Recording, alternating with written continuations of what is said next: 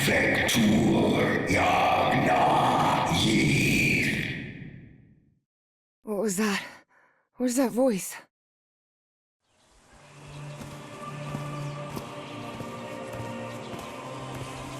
This is the story of a young girl. A girl who had strange and disturbing dreams. I know this place. I've been here before. This is the ancient stone city amidst the jungle.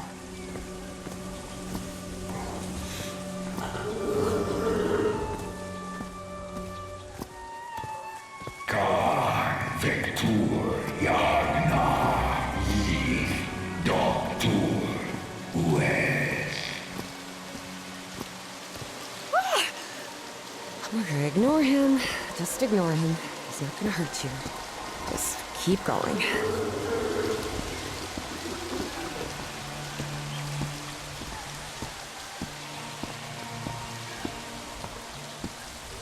This constellation. Where am I? This is not the Earth. Vector Yagna Yid. Khan Vector Yagna Yith. In other words, find a statuette and save my race.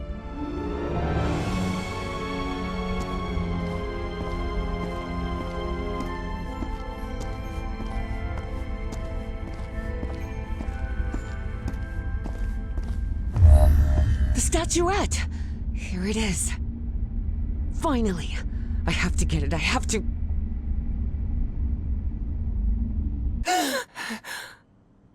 This is the story of Evie Drayton.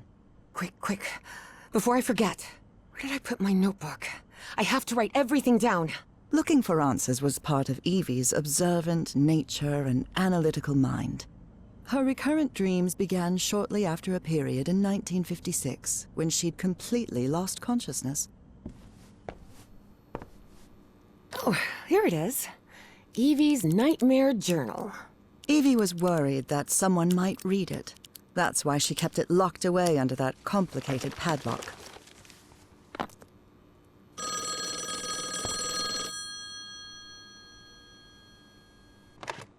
Yes, Is this... are you Evangeline Drayton? that's right. Who am I talking to? I am the Dean of Archaeology at Miskatonic University. I believe you wanted to ask me some questions, right? Yes, of course. It's a pleasure to finally meet you, Professor Meet me today at 6 p.m. at 5 Prospect Road, outside of Boston. Boston? That's almost a 2-hour train ride from Arkham. I thought Do you want to talk or not? Yes, of course. I'll be there. 6 p.m., Prospect Road. See you in a couple of hours, Professor. All right, I should get ready. There's a lot of information here about my strange dreams and my amnesia. I'd better go through it again before I leave.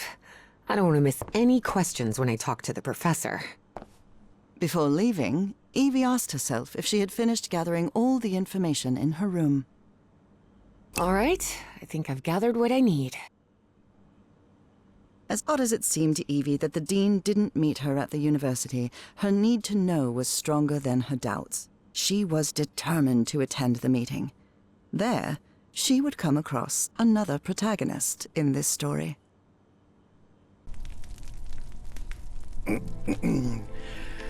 So, you have finally decided to talk to that young lady, Professor. Yes. Acknowledging responsibility for our previous mistakes is vital to moving forward. You've taken a crucial step in... Listen, there's no need for us to talk, Doctor. The only reason I let you into my house is because you insisted it was necessary to prescribe my medication. This is also the story of a sad, guilt-ridden, and lonely man. This is the story of my husband, Professor Harry Everhart. Yes, I know well enough that discussing the effectiveness of our therapy sessions with you is futile. But you need to understand that therapy is just a part of the whole treatment. Without it, I can't go and... Ask whatever you deem necessary and let's get this over with as soon as possible. Fine. What about your position as dean at Miskatonic University? We talked some time ago about your relationship with work was somewhat obsessive. I didn't say that. You did. Well, you told me you practically lived secluded in this very home, and the only thing that drove you to leave it was your job obligations. So, how would you define that? I do what they pay me for. Teaching, student assessment, and certain logistical duties fall within my responsibilities. Cheering at the Miskatonic Mariners football games does not. And are you happy with that? With your life now? What kind of question is that? Well, I'm asking it because it sounds like you're subjecting yourself to a kind of self-punishment. I am not. Next question. There's another topic you've never wanted to delve into, Professor. Would you now be open to... You're going to do it anyway, so go ahead.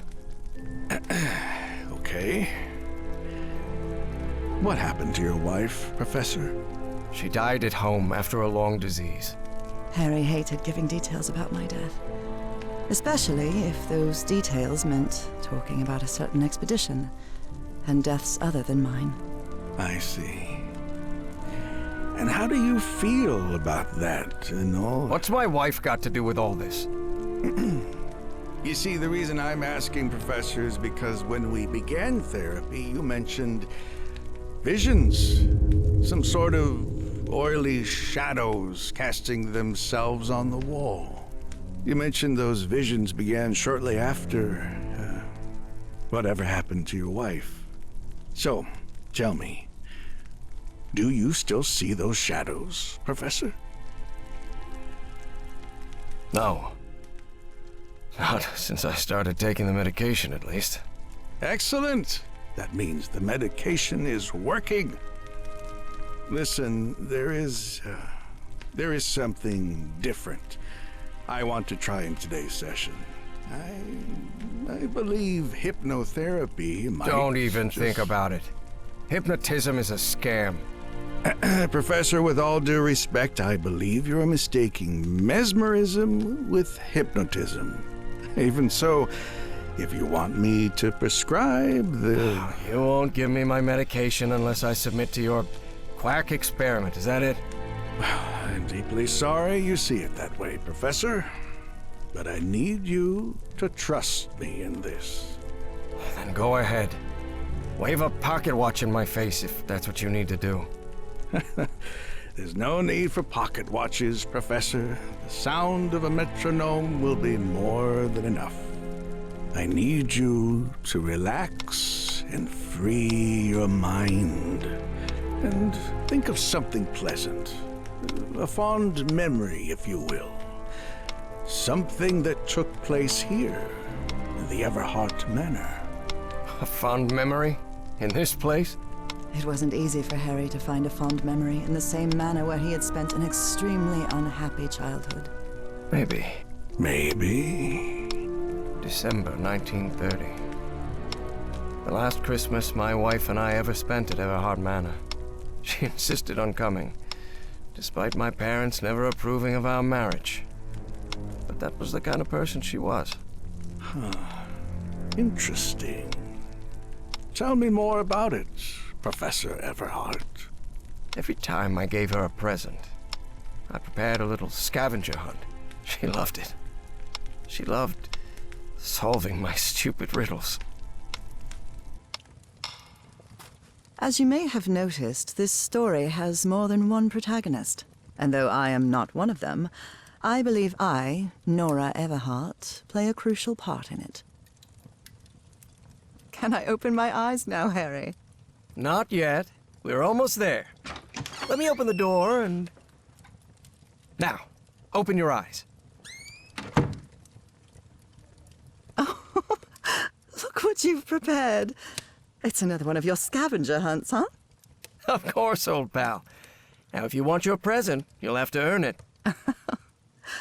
Can I use my journal to write down clues? Well, technically that's against the rules, but I'll turn a blind eye this time. You're so kind.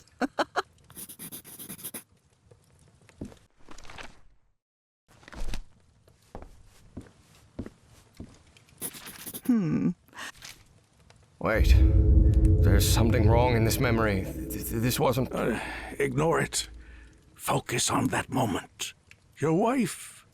That happy memory.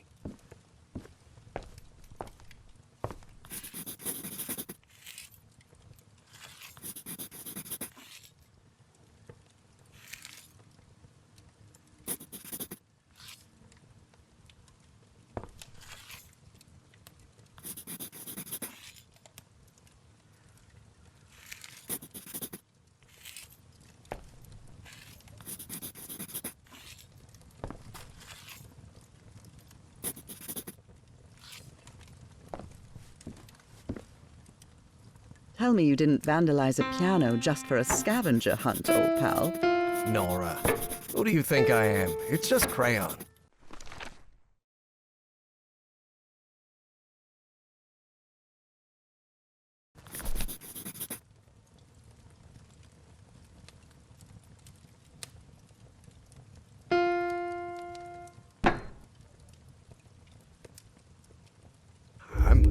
I'm seeing those oily shadows in here.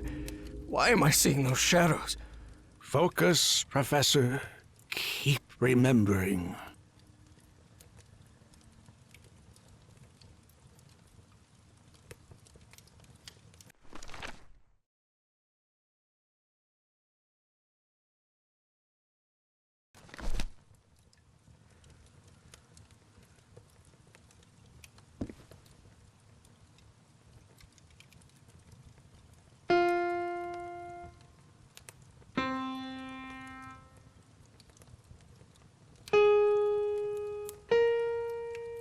Do you like this tune, Harry? It just came to me. Yes, it's lovely. Though a bit sad.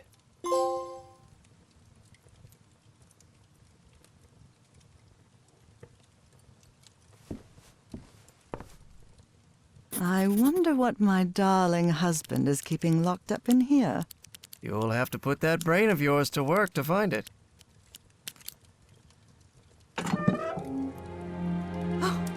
Harry, I can't believe it! It's that statuette! And it even has a black ooze orb. Just what I wanted for Christmas. No. Wait. What do you mean a statuette? Don't touch it, Nora! Keep going, Professor. It's important. Where is the statuette now? You're no psychiatrist. Who are you? I'm not going to ask you again, Professor Everhart.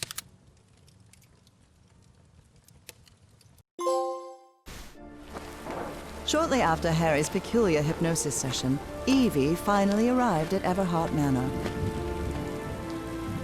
Prospect Road 5. Here it is. Professor Everhart. It's me, Evangeline. Wait. What is going on here? Professor? Is everything all right? Most people would have turned away and left, but not Evangeline Drayton. She had been waiting for months to talk with the professor. No way was she letting it slip away. So, she decided to climb over the walls of the Everhart Manor.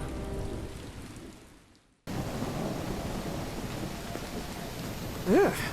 This looks like something straight out of Tales from the Crypt. Hey, that window is open.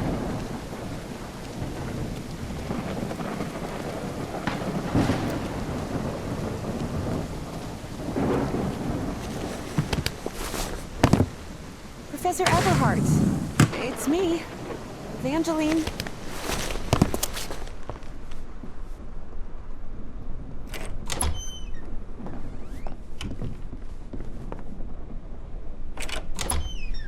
Wow, look at the size of this library. It's almost as big as Miskatonic's. Actually, it wasn't even a third the size of Miskatonic's library, but young people... This must be the professor's office. A key.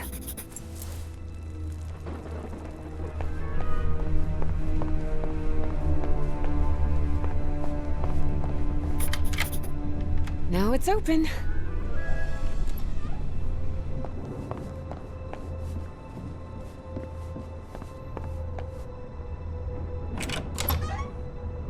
Wow, this room is really depressing. Can't see a thing in here. Better turn my flashlight on. Looks much better. The driver's license of a...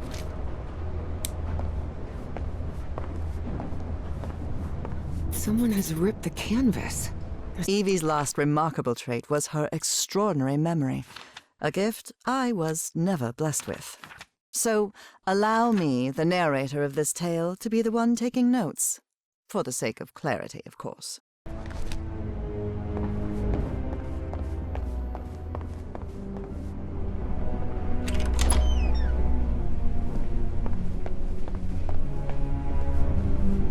Torn canvas. The frame reads, Sed Futura. Goodness gracious.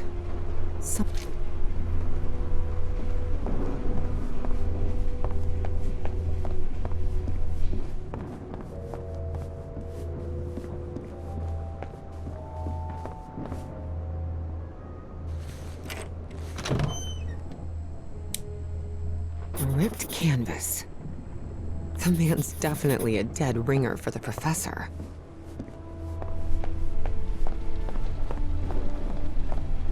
Is this young man Professor Everhart? Does look like him. Rich people definitely...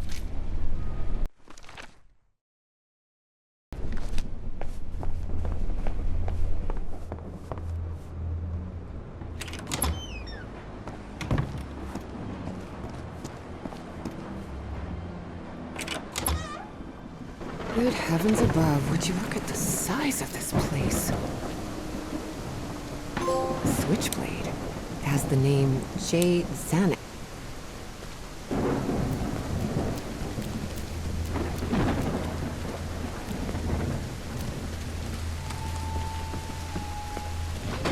Careful. The stone staircase is slippery.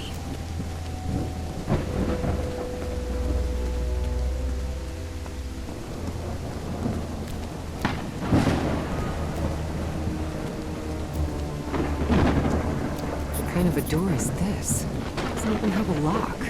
Just some symbols. This vase-like thing with a face engraved on it can be rotated. What kind of madhouse does the professor live in?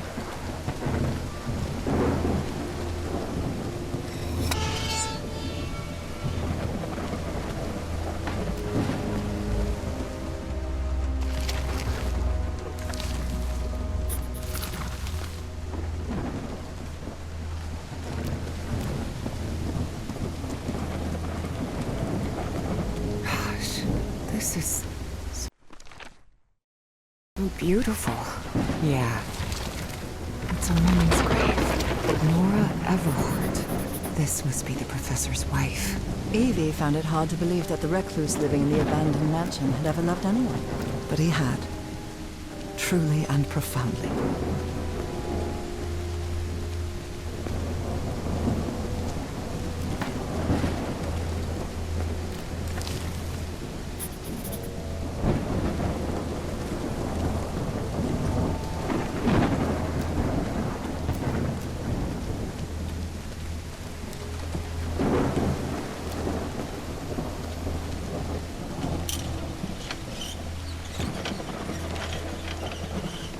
It looks like there's a symbol carved into that bucket.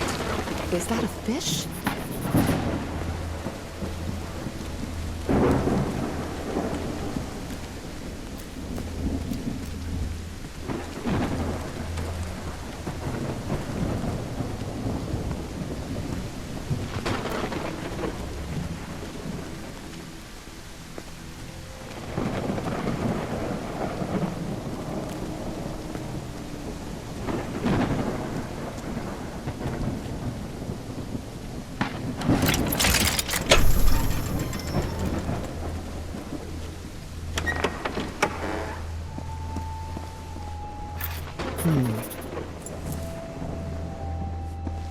Oh dear.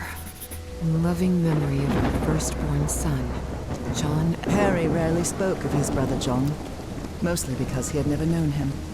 The boy had died years before Harry was born. Still, he believed that tragic... Et voila!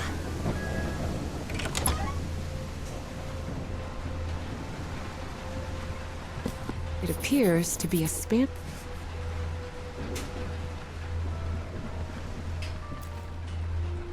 These are so pretty.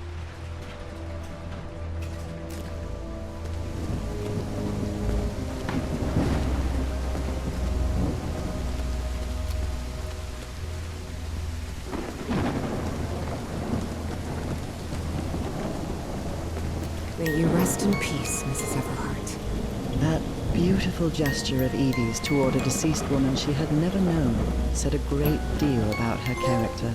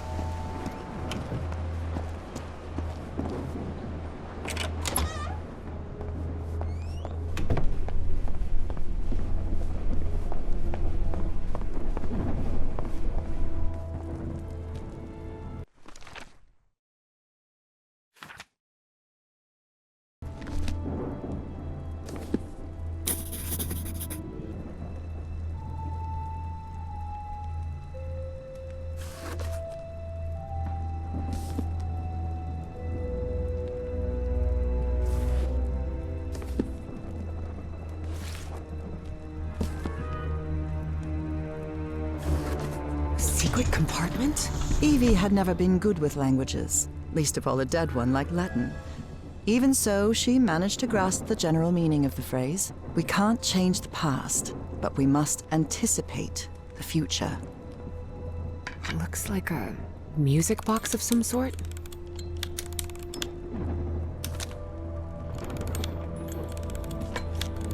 It doesn't make any sound. Unbelievable.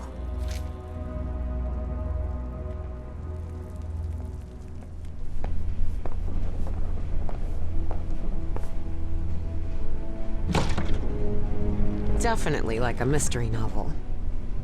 Ooh, I guess I need to go see what's down there.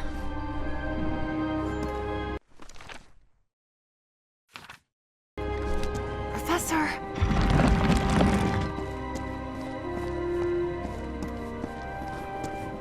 Professor! Professor! What happened? He's knocked out cold. The statuette's broken. I wonder if I... No, no! Don't touch it! Don't touch it.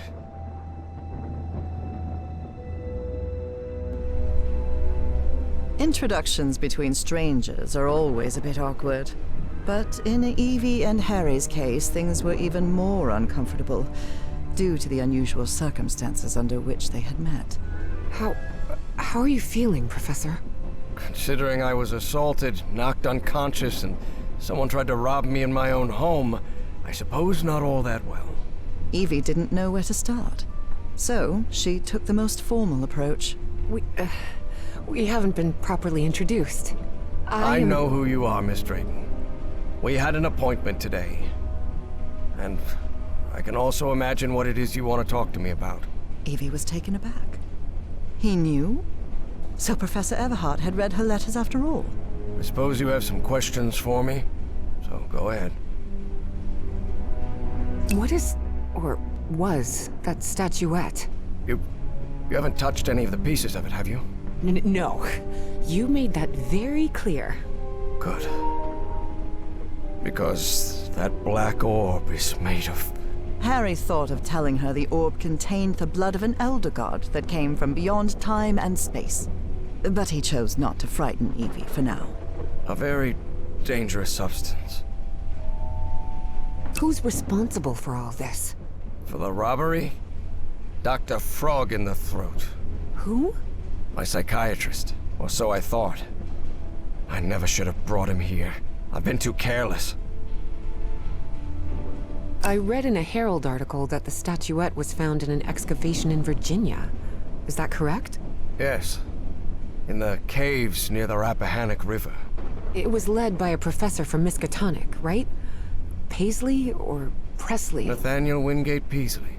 Yes, Peasley. Do you think it would be possible to speak with him? No. He passed away a few years ago. Of natural causes. Or so I hope. I thought the statuette was in the Miskatonic archive. Yes, well, I brought it here for a research project I'm working on. About ancient civilizations. Harry couldn't come up with a better excuse than that. Because I've hidden it in my own house to keep prying hands from succumbing to the terrifying powers of the Elder Gods sounded infinitely worse. Statuette is in pieces. What happened? I destroyed it. You destroyed it? Yes. It was better than letting it fall into the wrong hands. Evie felt frustrated. After all the effort it had taken to get Professor Everhart to agree to talk with her about that statuette. And on that very day, that curmudgeon shattered the relic into 1,000 pieces. Dangerous? What do you mean? Is it toxic? Worse than that. I've seen people lose their sanity and their health just by coming into contact with that substance. But there has to be more, right? More of those statuettes. I really doubt it. Are you sure? Because I'm convinced of it, Professor. And why are you so convinced of that? I've seen them. In my dreams. What are you talking about? Dreams about strange and ancient artifacts brought Harry bad memories. For personal reasons. My dreams. I mentioned them in my letters. You remember? So, I've long dreamed of a place. It's an ancient stone city, hidden in the jungle, from prehistoric times. And there are more statuettes like that one, all holding those black orbs. Miss Drayton, you better forget about... So, if Peasley found that statuette in Virginia, maybe there could be more there. Listen to me, Miss Drayton. Maybe in those caves I could find more... Enough of that! How could you be such a fool? Haven't you listened to a single word I've said? Don't you ever think of going near that cave in Virginia. Professor, you can't be serious. I need answers. Of course I'm serious! I forbid it! Are you done yelling now? All right. Now that you've calmed down, I'll tell you that I'm a grown-up, and you can't prevent me from going anywhere. And while we're at it, my mother taught me manners. And as far as I know, if it weren't for me, you'd still be locked up behind that fireplace. So maybe now's a good time to show a little gratitude. It had been years since anyone argued with Harry, and for the first time in a long time, he felt that an interaction with another human being had been authentic. Perhaps not very enjoyable, but authentic nonetheless. That fireplace can be opened from the inside, Miss Drayton. Oh, well, But even so, I owe you an apology. You've taken quite a risk without even knowing me, Miss Drayton. So, thank you. all right. Apology accepted. You're completely determined to go to those caves, aren't you? Yes, absolutely. You're right. I can't stop you from going to Virginia. But how do you plan to get there from Arkham? Well, I don't know. I hadn't really thought about it. I don't think there's a regular bus service, is there? No, there is not. So here's my proposal. I'll go to Virginia with you. I'll take care of all the expenses, don't worry. If there's one thing I have plenty of, it's money. All I ask in return is that you please follow my instructions while we're there. And be very careful. We'll look for whatever it is you want to find there, and then we'll leave. Agreed, Miss Drayton? Yes, yes. Thank you so much, Professor. And don't worry. I promise I won't get in any trouble. Harry couldn't help but doubt that Evie would keep her promise. But even so, he immediately liked that sharp-tongued and stubborn girl. Which made sense. Harry had been a good friend of Evie's father, after all.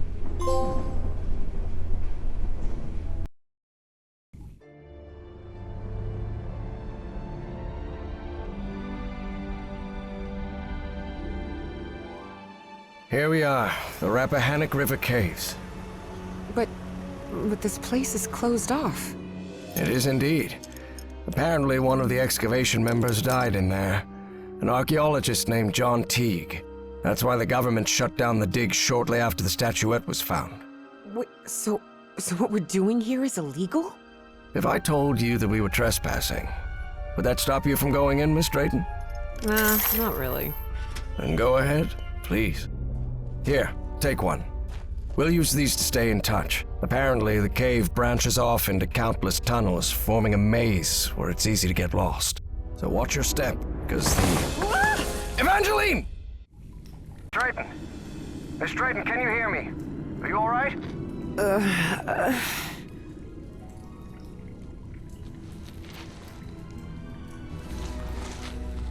Yeah, I think so. I'm safe. I'm on the path. Follow the excavation trail. It'll lead you to the underground lake. A lake? In here? Yes. The water from the Rappahannock seeps through limestone, so there's a complex hydrological system inside the cave. Peasley mentioned they had come across the statuette somewhere around that lake.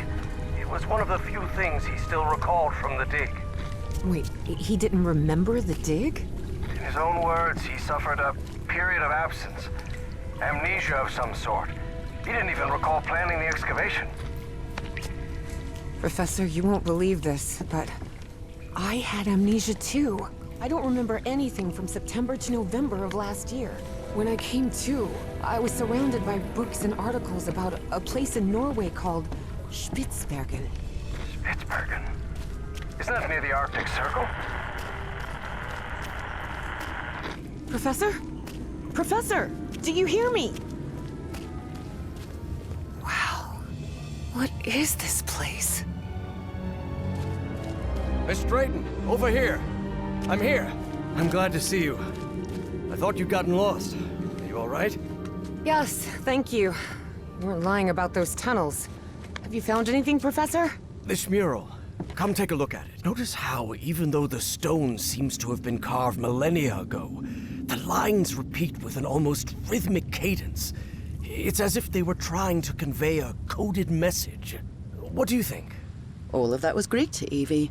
Her world was equations and laboratory experiments, not decoding ancient languages. Well, I'm no expert in architecture, but I think I've seen structures like these in my dreams. Really? Good. Good. That means we're on the right track. I'll take a look around, see if I can find anything interesting. Fine. Just don't wander too far from the excavation site. What do you think this means, Professor? Warnings? Directions? Timelines? For now, it's hard to tell.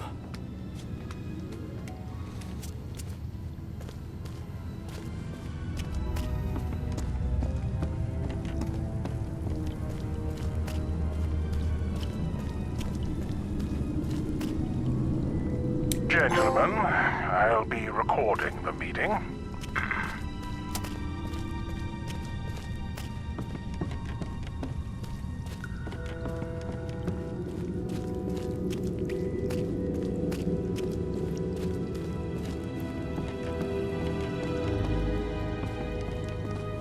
There's another mural. Looks like instructions of some kind. Just a series of steps to follow. Instructions, you say? Well, this is all... I found some diving equipment. What if Peasley didn't find that statuette near the lake, but rather beneath the lake? You're not thinking what I believe you're thinking, Miss Drayton. Well, that depends. What do you believe I'm thinking? Getting into that diving suit and going down into the depths of the lake. No. I just want to take a look around. That's all.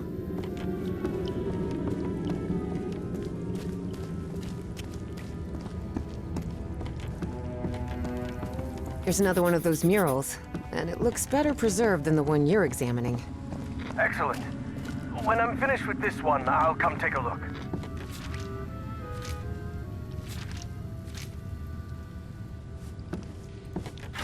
This empty cylinder.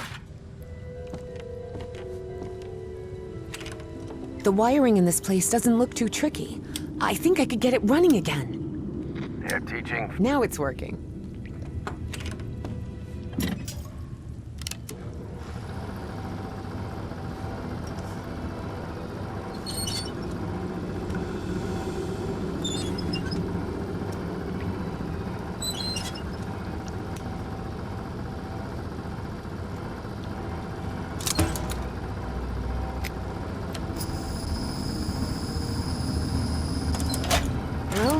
Must be full of air now. You won't believe it, but I managed to get the whole diving system working. The suit is ready to— What? Didn't I tell you to leave that damn suit alone? But Professor, You promised you wouldn't get into any trouble. That's why I brought you here, remember? Yes, you're right. You're right. Of course I'm right. What were you thinking? Forget about going down into that lake. You hear me? Okay, Professor. Evie knew perfectly well that going down into the depths of the lake was not only dangerous, it was reckless. Besides, she had given the professor her word. So she asked herself if she really wanted to go down there. And the answer, of course, was yes. Professor, can you hear me? I'm sorry, but I'm going down. What? Are you out of your mind? Don't do it! You're going to— I have to go, Professor. I'm sorry.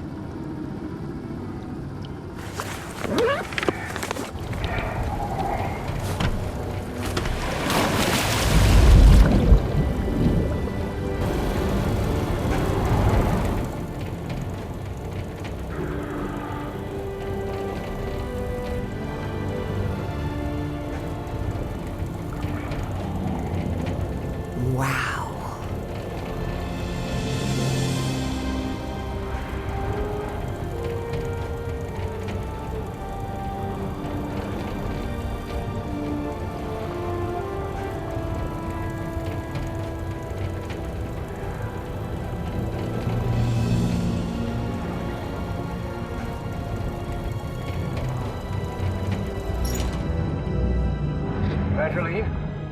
Evangeline?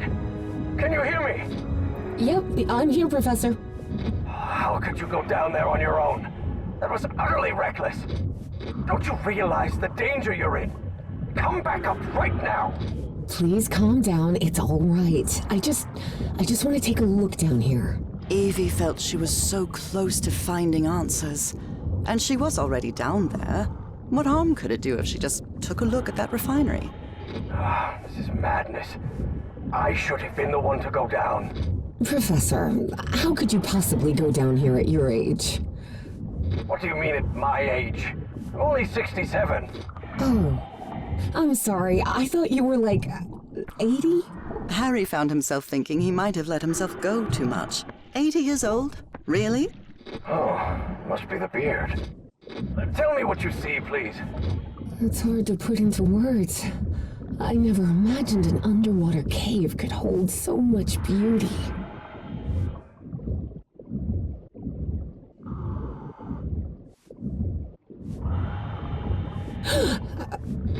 What's happening? This place is full of black liquid waterfalls? Miss Drayton, please. Turn back at once and return by— Oh no. No! I'm trapped! There's a column of black ooze behind me. Oh God, what do I do? Keep calm, Evangeline. We'll find a way out, all right? And most important, don't go near the black ooze under any circumstances. Now move forward and tell me what you see. I see a ladder. Someone from the excavation must have made it this far. Climb it. The farther you are from the black ooze, the better.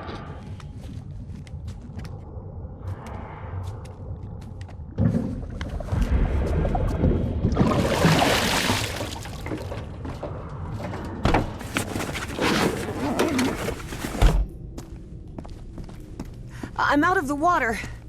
I think I'm in the refinery Peasley. I don't know if I... We were wrong about the statuettes, Professor. They're not ritual or ornamental objects. They're just energy containers. Professor, there's another mural here. Looks like a creature carrying the statuette, and I can see one of those murals in here. But this one is massive. Wait a minute. I know this. I've seen this hundreds of times. In your dreams? No. At the university. This is a blueprint. A technical drawing. Thousands of years old, but that's what it is. And you won't believe this, but everything in here runs on... Black ooze. How could you possibly know that? I just know. Tell me what else is in the mural.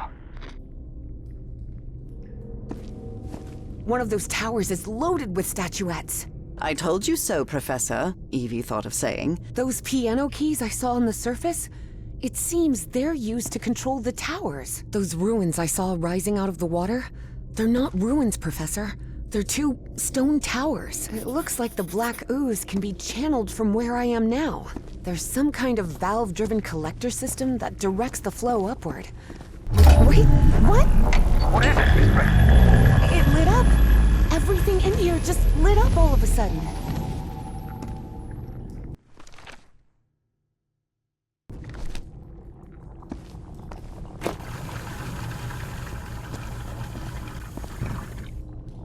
I'll try to redirect the black ooze upward.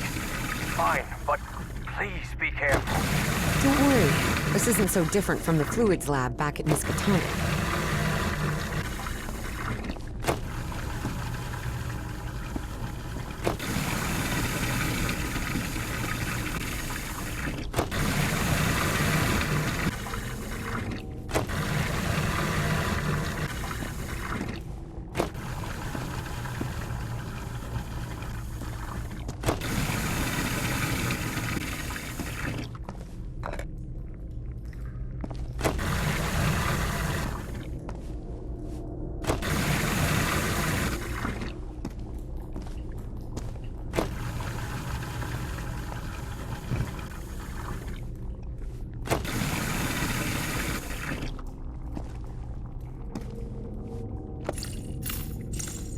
Alright, I think I've got it.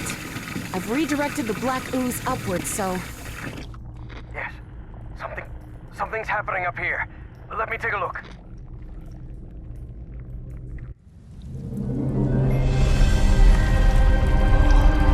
What is that?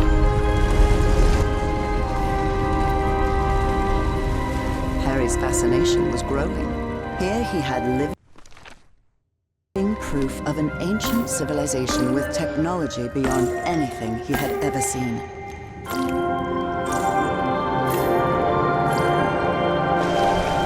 right, Evangeline. Those ruins are actually towers. Stone towers.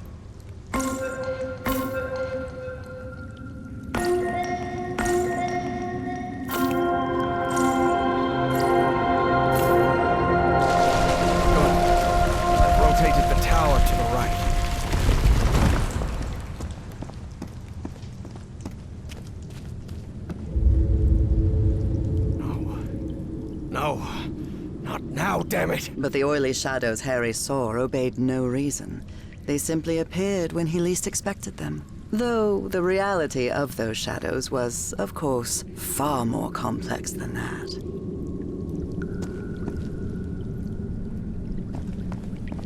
Evangeline, there's another mural in here. Do you think you can interpret it, Professor? What does it portray? Apparently they used fire to do... something. That makes sense. This is some sort of refinery, after all. Towers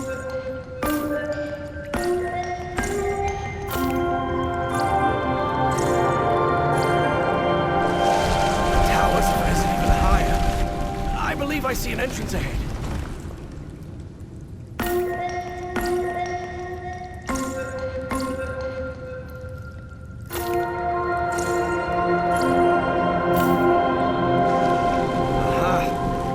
I play the notes in reverse order, they trigger the opposite effect.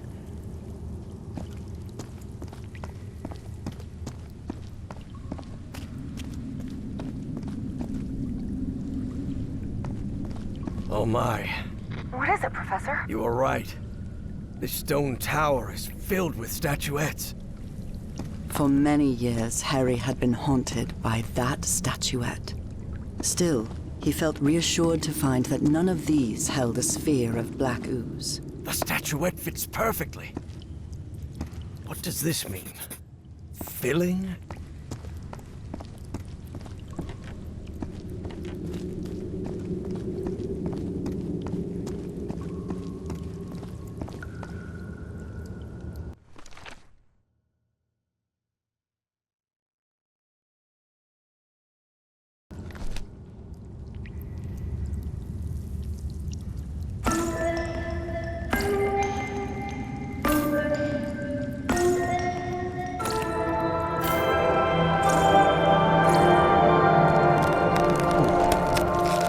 As though the cave's temperature just dropped a few degrees.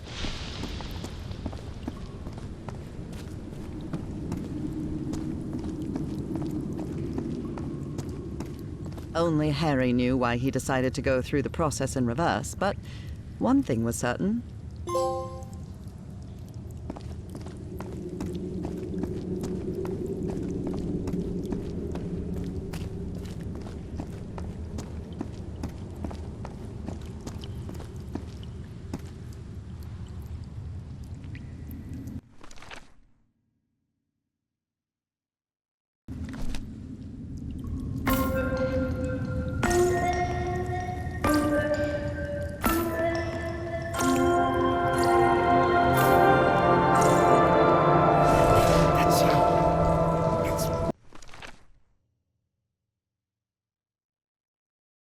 Filling the tower with black ooze. I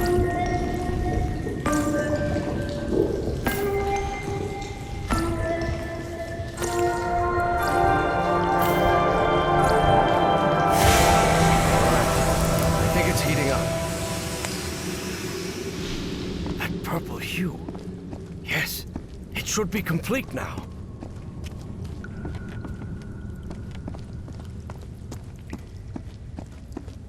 Harry glanced uneasily at the freshly made black orb.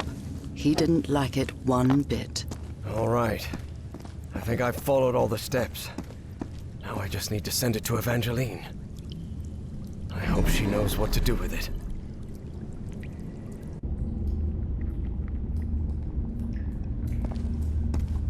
Evie finally held the statuette in her hands, and at once... Now it looks right. Excellent. Now you should be able to cross safely. Come on, get out of there, quickly!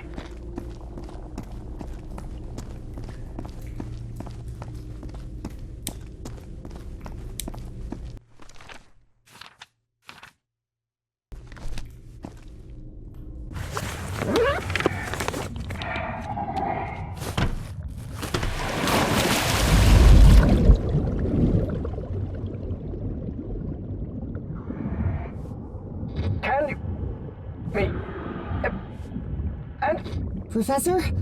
I'm losing you. Celine! Professor! Professor! I can't hear you! Evie felt a chill sweep through her body. Don't worry, Jennifer.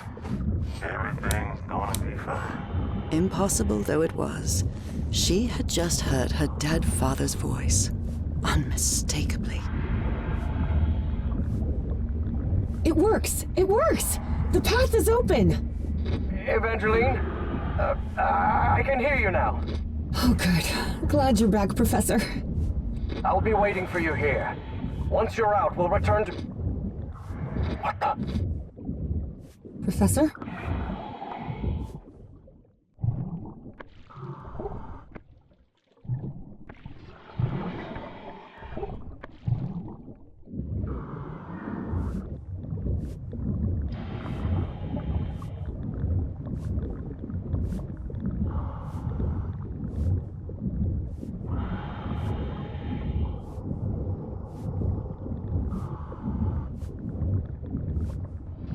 Evangeline, listen to me.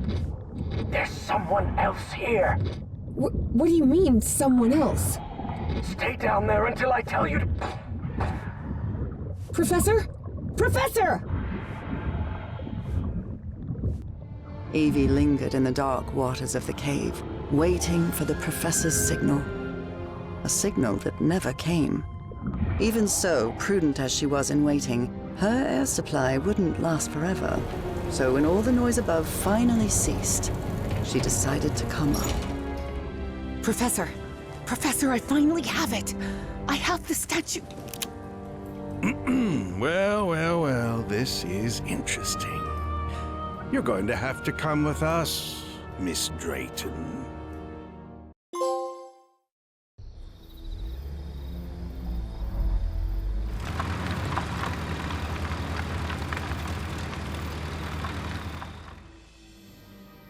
Wake her up. Welcome back, Evangeline. Finally, this is also the story of an obsessive, manipulative, and ambitious man. This is the story of Caleb Bowen. Wait, where am I? I'll be the one asking the questions here, girl. My name is Caleb Bowen. I work for the United States government. Bowen often made that claim, though it was at best a half-truth. Sure, he'd worked for the government once, but that was a long time ago, and he'd been running solo for years. Do you realize that you trespassed on a site closed off by the United States government? And more importantly, that you were seen in the company of Professor Harrison Everhart. You may not know this, but Everhart is a subversive individual. We suspect he may be working for the communists. Bowen kept lying. He knew Harry could be many things, but a communist was definitely not one of them. I don't believe you. You're lying to me. Oh, not at all, Evangeline. I'll show you who Professor Everhart really is. Your father's name was Franklin Drayton. He and his brother Moses ran a workshop in Benoit, Mississippi called Drayton Motors.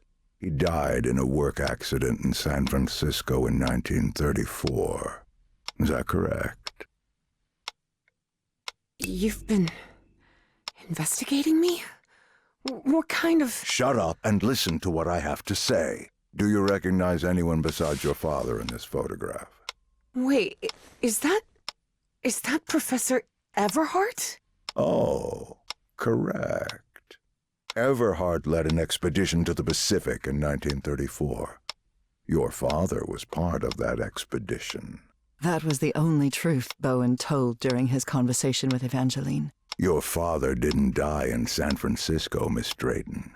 He died in excruciating agony, alone and abandoned, on an island in the Pacific, and all because of Professor Everhart. I bet he never told you that, did he? In fact, every member of the Everhart expedition died or disappeared under mysterious circumstances. Even the professor's wife, whose strange illness was the impetus for the expedition, died under equally mysterious circumstances. I didn't die under mysterious circumstances. I died in our bed, holding Harry's hand. But Bowen had no interest in telling that part. No, that can't be. Someone would have found out. Oh, not at all. If there is one thing Professor Everhart has, it's money. Enough to buy off the press for their silence. Evie was in shock and full of doubt. The professor was a withdrawn and sullen individual and, frankly, really hard to deal with, but could he also be responsible for her father's death? Despite her doubts, she kept silent, and wisely so. She still didn't trust this Bowen fella, regardless of his claim that he worked for the government. Now you know the kind of person you've gotten involved with, Evangeline. And the kind of trouble you're in. I have a few questions for you. For your own good, I suggest you cooperate. That platform beneath the lake in the Rappahannock River caves, how did you manage to activate it? You want me to explain how to activate that platform? It's easy. Go on. You just have to stop... stop being a dim-witted weasel. Don't test my patience, little girl. You don't know what I'm capable of. Don't listen to her, Pharaoh. You must have recognized the girl's cognitive pattern, I'm sure of it. She even mentioned a period of amnesia. Just like Peasley. I hope you're right. Evangeline had not the slightest idea what those two men were talking about. Next question. You said a word while you were asleep. Nakotis. Do you know what that means? It means pompous government jerk with a ridiculous pencil mustache. You watch your mouth, girl. I'm warning you. Final question. Have you heard of someone named Dr. West? Yes, he's a famous proctologist. Maybe he could help with your hemorrhoids. You think you're funny, you damn brat? Want me to teach you some manners, huh? Besides being obsessive, manipulative, and ambitious, Caleb Bowen was also racist. And Evie mocking him didn't sit well with him at all.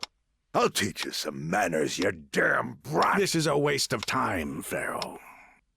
It's obvious the girl is hiding something, but there are more effective and less traumatic ways of getting that information.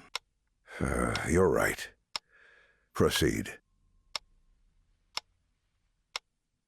What are you gonna do to me? Oh, nothing serious. Please take a look at this. Do you understand this language? Even though it was written in those puzzling characters, Evie understood the book's title. Narcotic Manuscripts, Non-Linear Displacements Toward the Great Library and Reversible Transfer of Cognitive Pattern. Tell me, Miss Drayton, what's written in the book cover? Narcotic manuscripts. Evie surprised herself. Had she spoken against her will? She couldn't help but translate the book's subtitle as well. She was feeling more and more tired. That's better, Miss Drayton. Now, open the book. Focus and listen to my voice. Listen to my voice while you read the book to us. Read the book to us. Salve, Cornathun, Nakotas. What just happened? Am I in my dorm?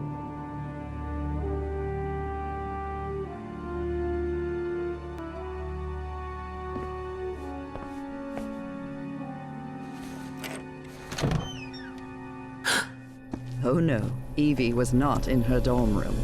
Not at all. Hey, over here, Evangeline. Hey, how are things, kid? Papa! Papa! It can't be!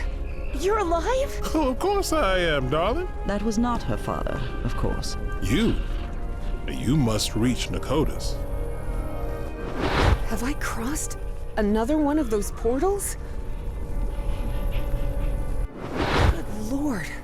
None of this makes any sense.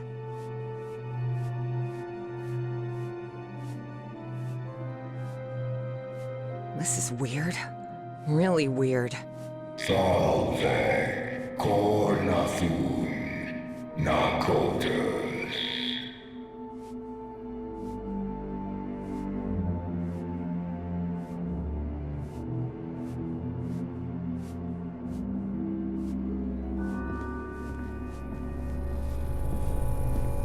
Dropping motors? Dad and Uncle Mo's motor shop in Benoit?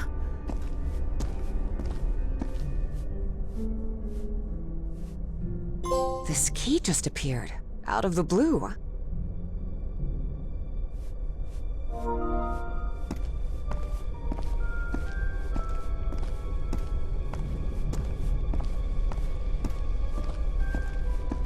Moses, we're running out of money. If we don't get some cash soon, we'll have to shut the shop down. Yeah, well, that's easy for you to say. I've got a daughter to provide for.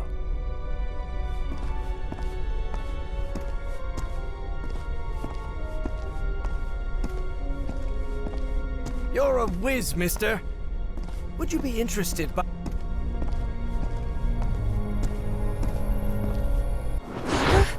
Papa, don't do it!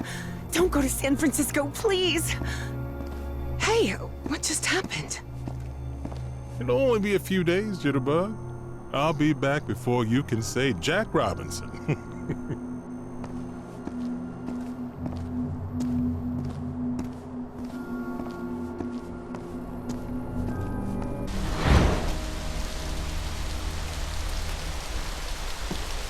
Drayton is dead, but it doesn't matter. His death brings me closer to an answer. I'll do whatever it takes. The only thing that matters is Nora's life. Wait, no. That doesn't sound like the professor at all. Evie realized Bowen's lies were seeping into her thoughts.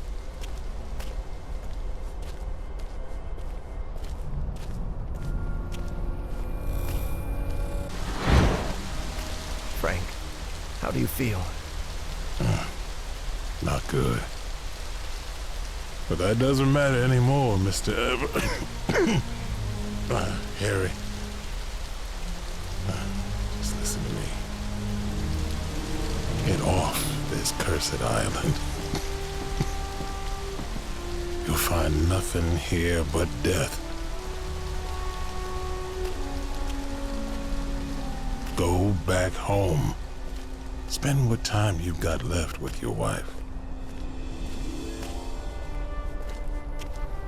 And there's another thing I want to ask of you.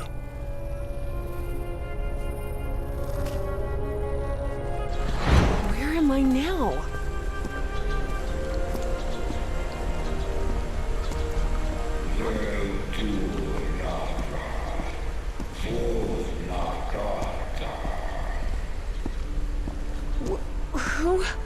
Who are you? Salve Cornathun Nakotas. The great engineer?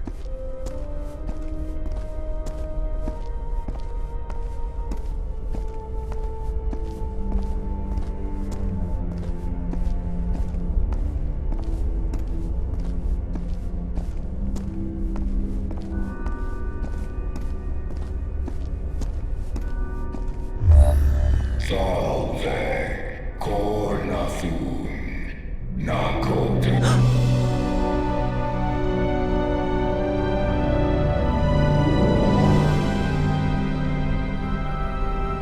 Incredible. Did you hear that? We were right. We finally found the coordinates. At last we know where Nakotas lies. Thanks for your cooperation, Miss Drayton. About an hour after Evangeline had her otherworldly vision, Finally, I'm inside. Harry snuck into the same building where she was being kept captive. He had been there many years ago. Miss Drayton, are you there? What on earth? Harry had always suspected that the Starry Wisdom was something far more sinister than a simple astronomical society. Egyptian hieroglyphs?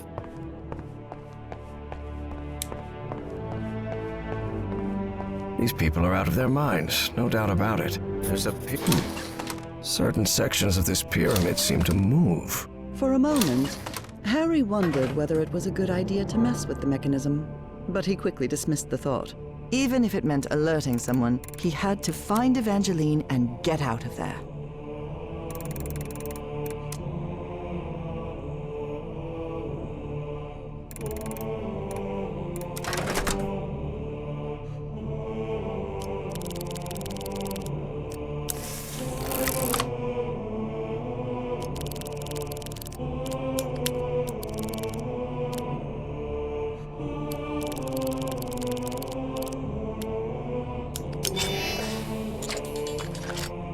Yes, the doors to the upper rooms are open.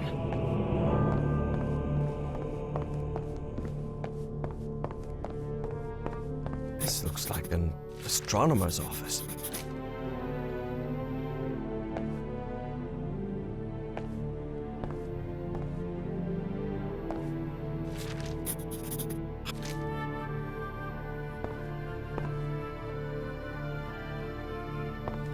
different constellations.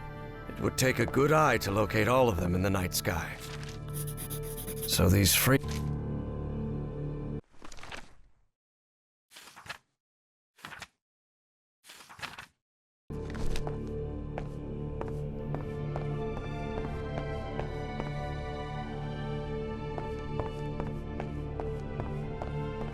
This office looks expensive. Must belong to some sort of dilettante.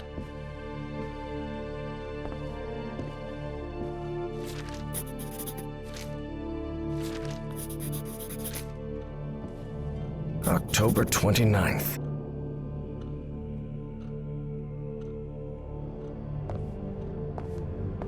This fella clearly has expensive tastes. I'm impressed. Just an office.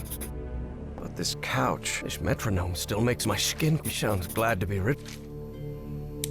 Pharaoh already announced the ritual positions. I'll have to be next to Orion nearly. A roll of film.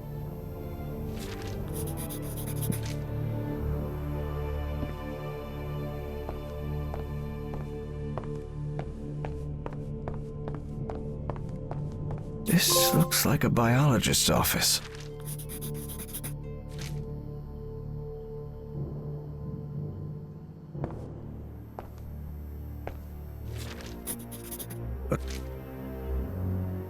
Hanging your college diploma on the wall while you're in some sort of weird cult doesn't strike me as...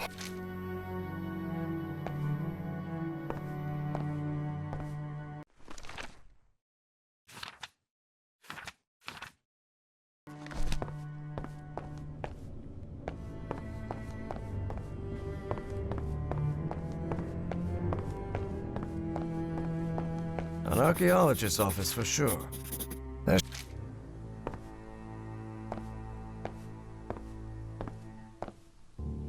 This must be the group's official...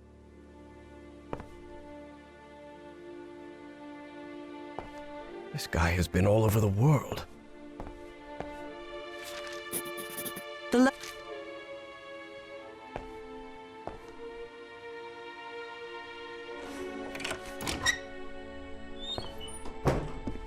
A bin full of discarded prints.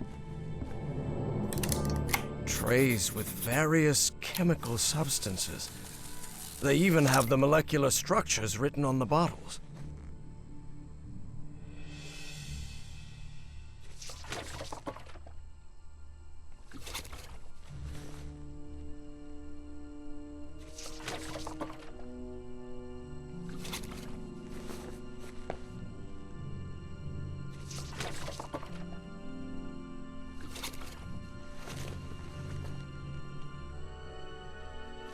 Good. I've developed the photo.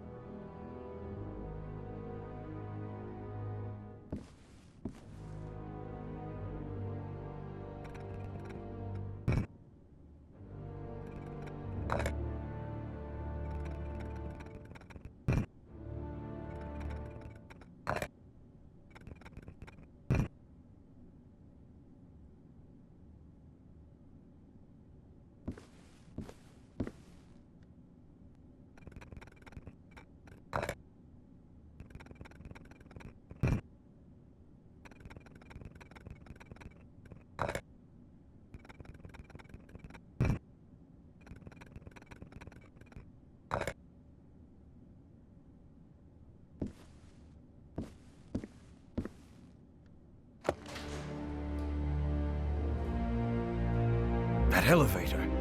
It must be the access to Bowen's office. Evangeline has to be there. I'm sure of it.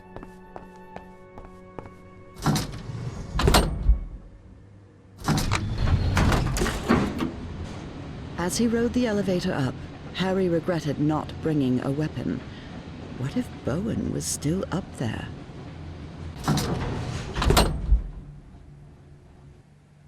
All right. Let's see what you're hiding here, you scoundrel. That doesn't sound...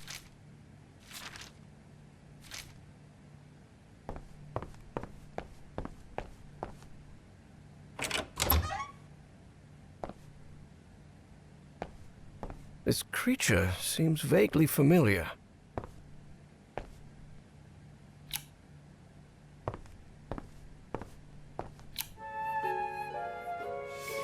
How is Bowen this paranoid? A secret area in the secret back room of his secret office. What is that? Some kind of odd crystal. Harry sensed that the trapezohedron, glowing with a strange light, held immense power. A power that would be very dangerous if unleashed. And although he felt the urge to touch it, he decided it was better not to. Josephine Kerwin. She who transcends beyond death. It can't be. That's Enoch Bowen and the shining trapezohedron.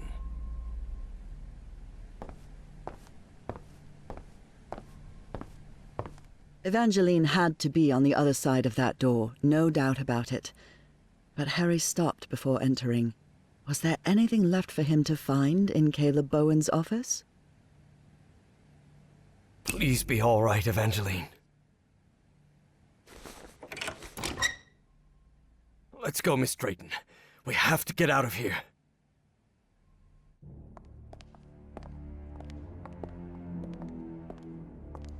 Look, it's the engineer. I've seen one of those creatures before. In my dreams. In the Stone City, in the jungle. He spoke to me in my dreams, Professor. I have to... Forget about it, Miss Drayton. We'd have to call the police and... Calling the police won't do any good, Professor. We have to go to Spitzbergen. I need to talk with him, with the great engineer. Miss Drayton, don't you realize this doesn't make any sense? We can't chase Bowen and his... No, you don't understand. Bowen isn't in Spitzbergen. He's on his way to the city, on his way to Nicotis. Harry couldn't believe what he had just heard. Evangeline had mentioned a place he had known in dreams, long ago. So long ago, he had nearly forgotten it. I had a strange dream today. I was inside a vast library and gazed at vistas of another world. All these questions came crashing down on Harry. And suddenly, he wasn't so convinced anymore. Before boarding the plane to Norway, Evie and Harry talked about the trip. About where they'd be stopping over. About what they'd do once they got to Spitzbergen. They talked about bringing plenty of warm clothing and gear and supplies to make it through. They talked about getting their documents and passports in order. They even talked about the strange city they had both dreamt of. But Evie knew there was something they hadn't talked about. A question she didn't know how to ask the professor, because every time she'd tried, the right words never came out. But a long flight leaves plenty of time to think. Professor? Yes? When I was being held by that man, Bowen, he showed me a picture of you. A picture of you and my father in the Pacific. Did you know my father, Professor? And then, it was Harry who didn't know how to find the right words. Because even though he'd been waiting years for that question, he still didn't know how to answer it. Evie took Harry's silence as a yes. How come you never told me you knew my father? Well, You never asked. What do you mean, I never asked? What kind of an answer is that? Evie was furious. That petty, childish excuse didn't suit the professor at all. Look, I wanted to. You wanted what? Just talk, for God's sake. All right. I'll explain everything. Good. We've got plenty of time to spare before we land. My wife, Nora, was diagnosed with an incurable disease. The same hereditary illness of unknown origin that had struck her mother before her. The doctors had no answer. So I decided to find it myself. I never imagined the answer would take me so far away. To a remote island in the Pacific. Back then, I didn't have the financial independence I have now. So I had to raise money and put a team together. Do you remember the night before your father left for work in San Francisco? You were probably 5 or 6 years old. Oh, God. Yes, I remember. I remember a beautiful, dark-haired woman, a nervous, scrawny guy, and a man who seemed really happy about something. I'll never forget those words. You're a whiz, mister. Would you be interested, by any chance, in an exciting job opportunity in the Pacific? That's right. Frank agreed to come with us to the island. It pained him to leave you and your mother back in Mississippi, but he needed the money and I was paying very well. But that island wasn't what we expected. There was something there that... Let's just say there are forces in this world that mankind ought not to meddle with, Miss Drayton. Things like the Black Ooze, and on that island, it was everywhere. I told you, it's the most dangerous substance I've ever come across. We found that out when one of the expedition members came into contact with it. It was him, driven mad, who attacked your father. Just a shallow cut with an ancient dagger, but enough to infect him with that black liquid. That is what took Frank's life. I did what I could to look after him, but that infection, it was beyond anything I could handle. His final words still haunt me. Harry, please look after my wife and my little girl. And that's what I've been trying to do all these years. Though evidently not as well as I might have done. Evie was speechless. She could not believe it. Take care of me?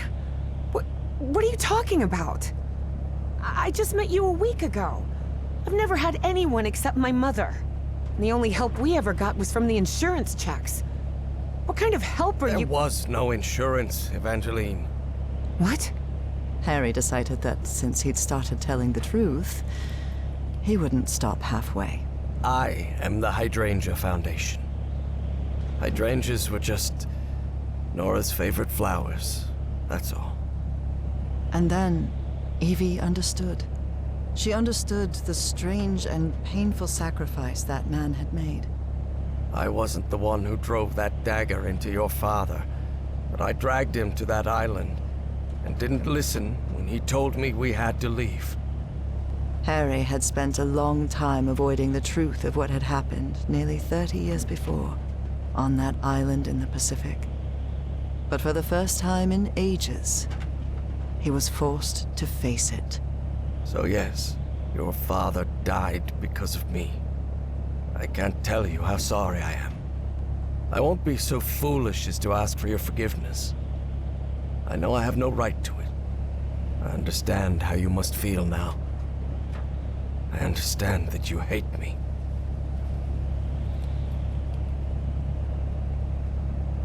You could have told me. I know. But I'm a coward. All I've ever done is avoid responsibility. Could be. But you've also risked your own life to save mine. I owed you that. And you've paid for my schooling? That's not what a miserable man does. I only did it because I had the money. And because I felt guilty. Look, Professor, you insist on painting yourself as a horrible person. But I don't think that's true. I think you're just a sad and lonely man who's shouldering more guilt than anyone should have to. Harry was puzzled. He hadn't expected this. In a strange way, Evie's forgiveness made him feel uncomfortable. Didn't he deserve punishment for what he'd done? Evie's decision had made him doubt. Perhaps it was time to move on. I don't know. Maybe you're right. I'm sure I am. Believe me. And after that, Evie and Harry remained silent for the rest of the flight. Despite having talked about it, Evangeline and Harry were not prepared for the freezing cold they would face on that remote Norwegian island. Although weather would be the least of their problems in that place. God, this is unbearable. Professor, are you sure you're all right? You should have brought a couple more layers. Don't worry, Miss Drayton. I'll be fine. Harry hadn't always been like that. He used to like heat. But 3 months stranded on a Pacific island had changed his preferences. What we saw in Bowen's office? The Black Pharaoh, Azathoth, and all that? What do you think it means? Just the ramblings of a madman, I'm sure of it. I'm actually more worried about the other things. Spitsbergen, the statue, your memory loss, and your dreams about that creature. Too much of a coincidence, isn't it? Do you really believe it's possible to switch minds? Honestly, Miss Drayton, I have no clue what we're dealing with. But whatever it is, we'd better stop Bowen as soon as possible.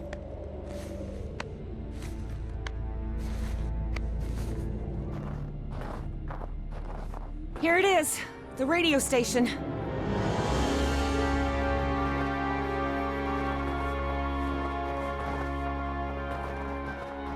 The storm is getting stronger. We'd better stay close to each other, Professor.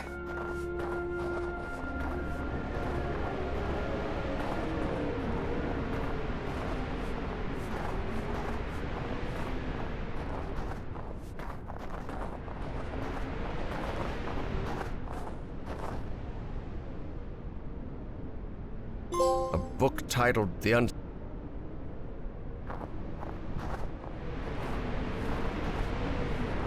I can see some banners on the building. They look like... Oh, Nazis. I hate these guys. just as I thought. No power in here. Is there anything we can... There's a key. There must be a generator here somewhere.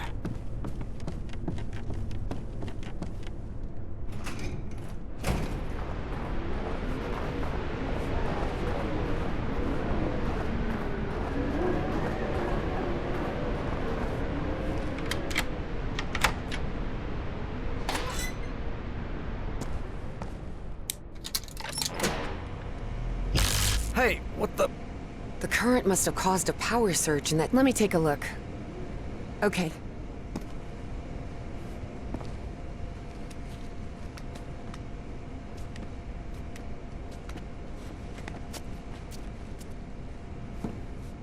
Darn it. This fuse box is sealed. Perfect. This'll do.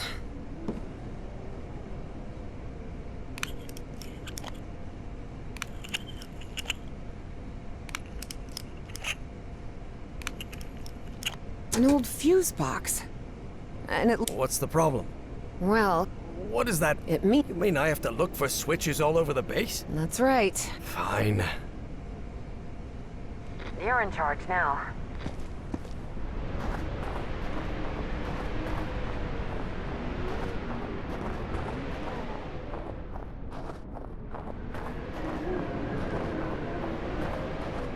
This looks like the station's garage.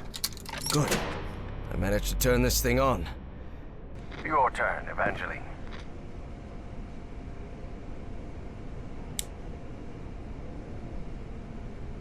Up to you now, Professor.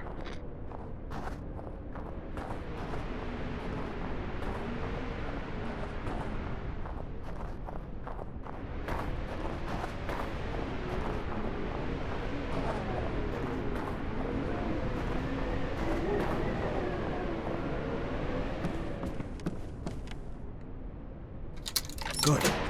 I managed to turn this thing on. Evangeline, try another switch. Please, by all means. Your turn, Professor.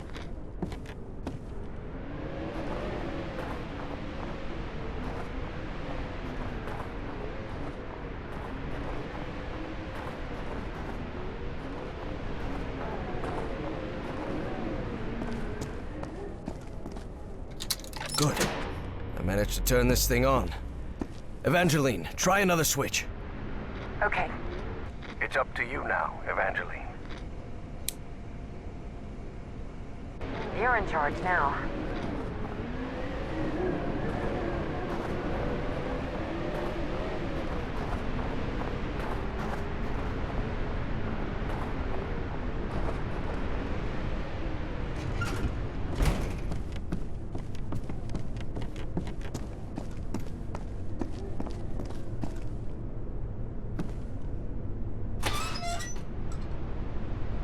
Evangeline, I see a... Harry hesitated to say the words because of how absurd they might sound. space ship of some sort? A spaceship? You mean like a flying saucer?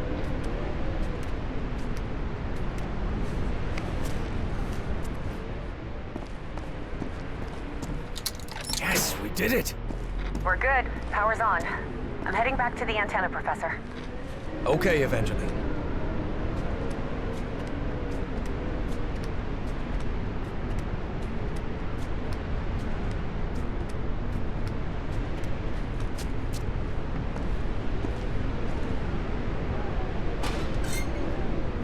Huh. Wasn't expecting to see one of these here. What are you talking about? It's an Enigma machine. A message encryption device the Nazis used to encode top-secret messages. But how could you possibly know that? I worked in intelligence during World War II. Obviously, I was too old to be sent to the front lines. And I can't see a thing without my glasses. But the OSS thought someone like me could be... Looks like someone in Fort Meade really dislikes superheroes.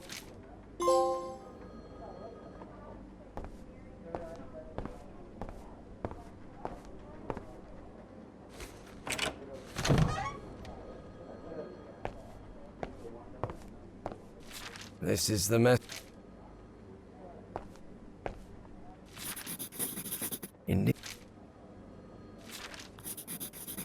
This.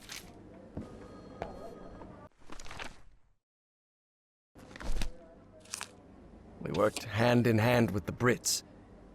They'd already managed to crack Enigma, so we hoped their work could help us break JN-25, the Japanese naval encryption system.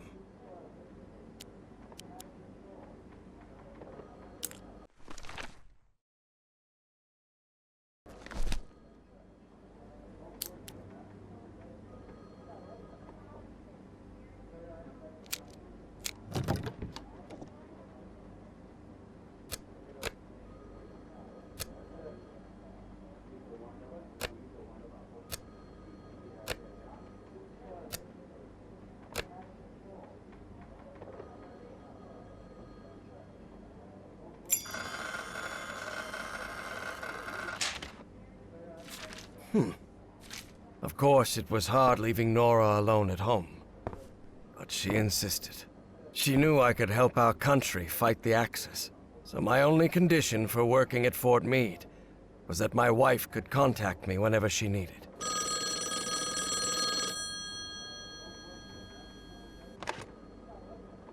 Yes?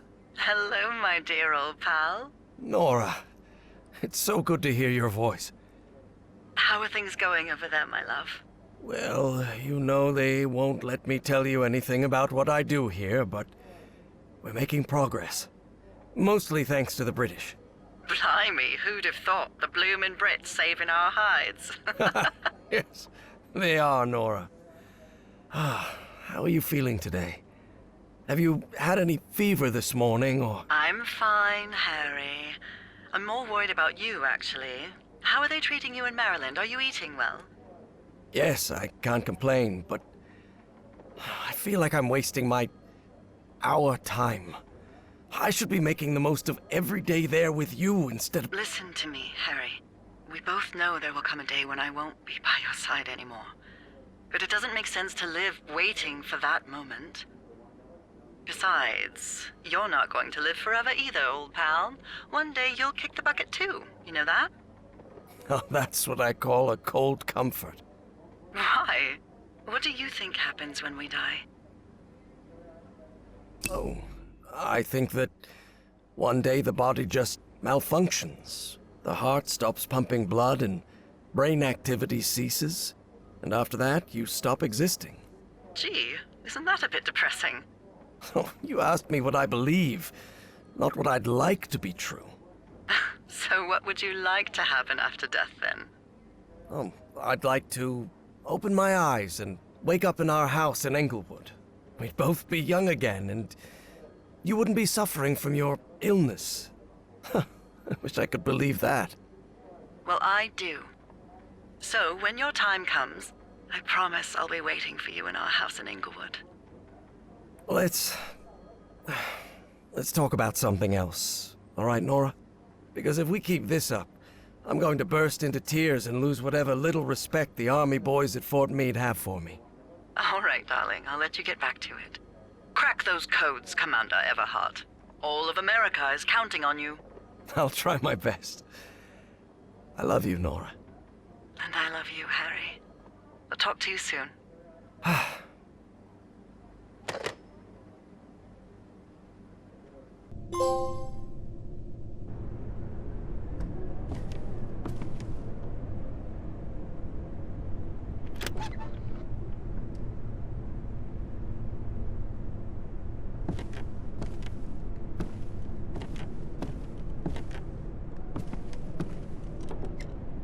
There's some...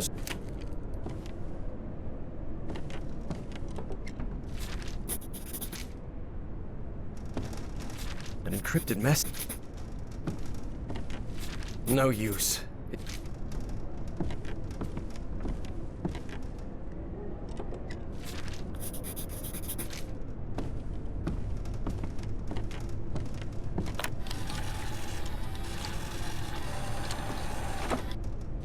This encrypt...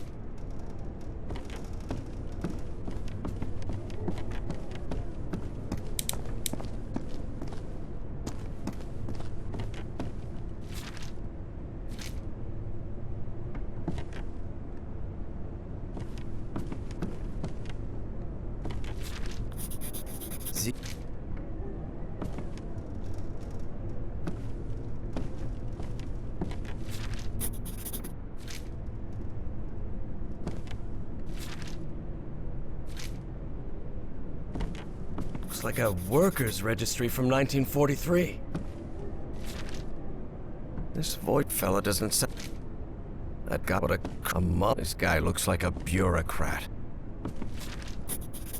It's the Dienstausch...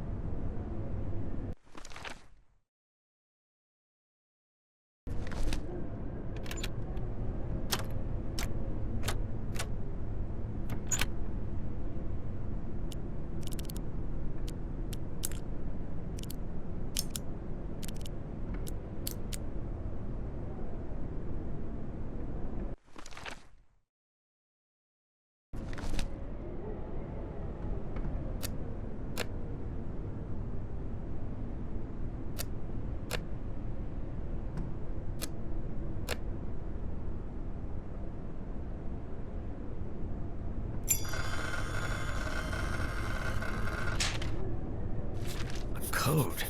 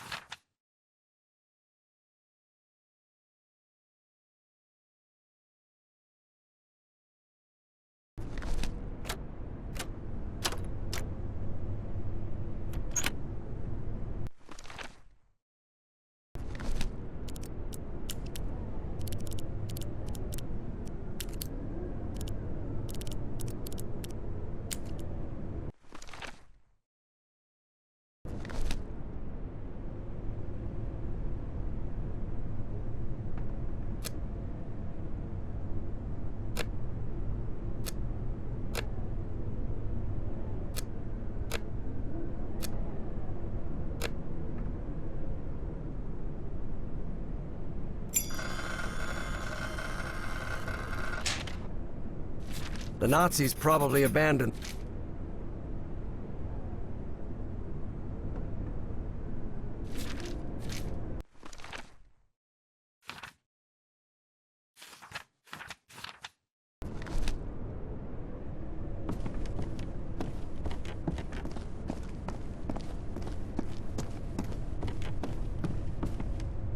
A reinforced door. You still think this is just a radio station? All right, I've got it.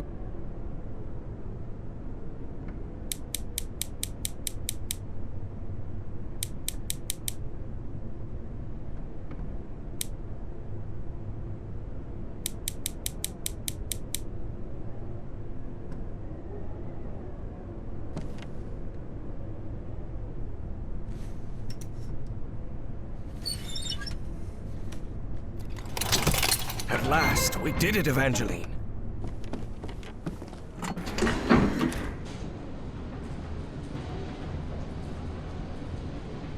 So the station was just a cover-up. Whatever it is, we're going to find out.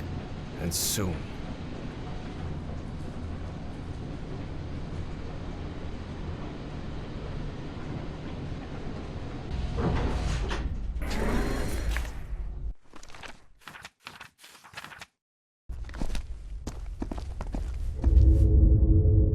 Harry tried to keep his composure when he saw the oily shadow. He didn't want to alarm Evie.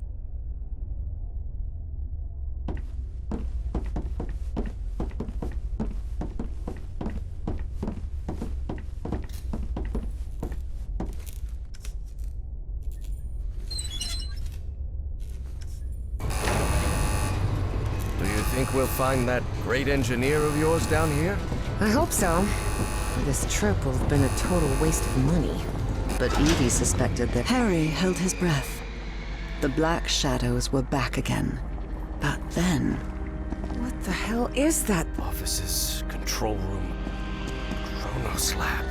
Well, it seems there's no other choice. Which of I'll us... go this time, and I'm not going to allow any argument about it. because despite how I look, I'm not 80 yet, Harry thought to himself. Do you want to go down, then? Go ahead. Lower me down. All right. Be very careful down there, Professor.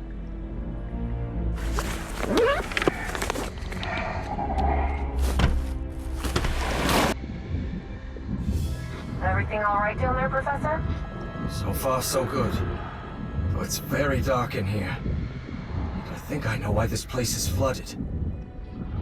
They must have tried to break into that flying saucer and then release the black ooze. Do you see any black ooze around? All around, yes. I'm pretty sure it was the ship's fuel.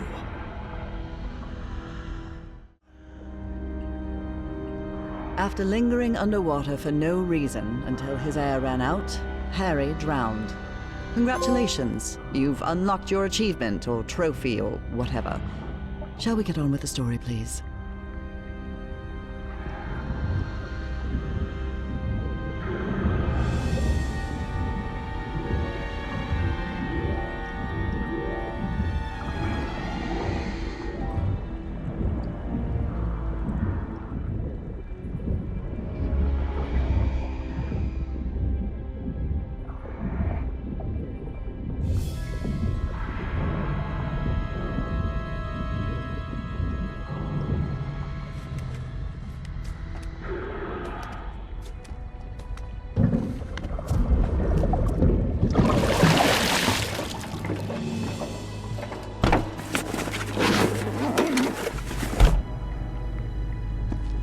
Evangeline, do you hear me?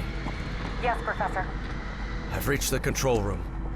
This is where they... Evangeline, there's a panel here. Maybe it'll open those doors.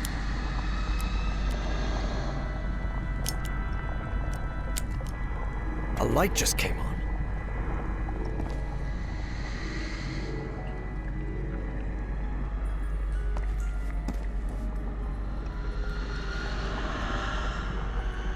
Up to you now, Professor.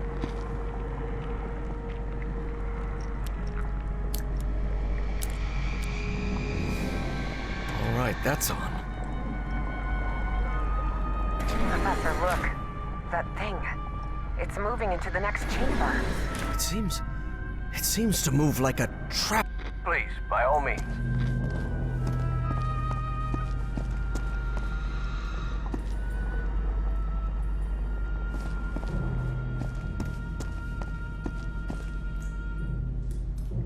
You're in charge now.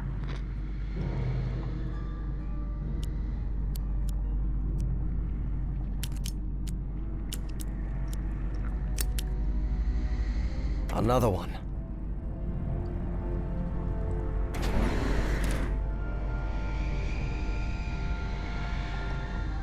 It's up to you now, Evangeline.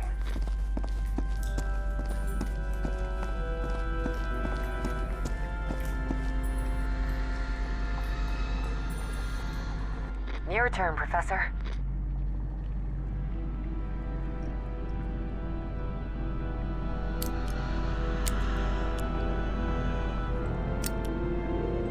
Good.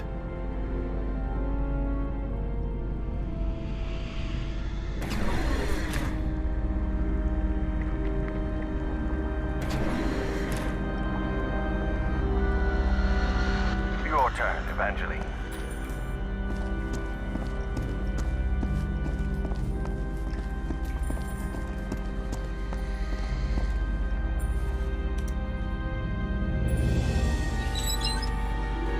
I opened this door for you, Professor.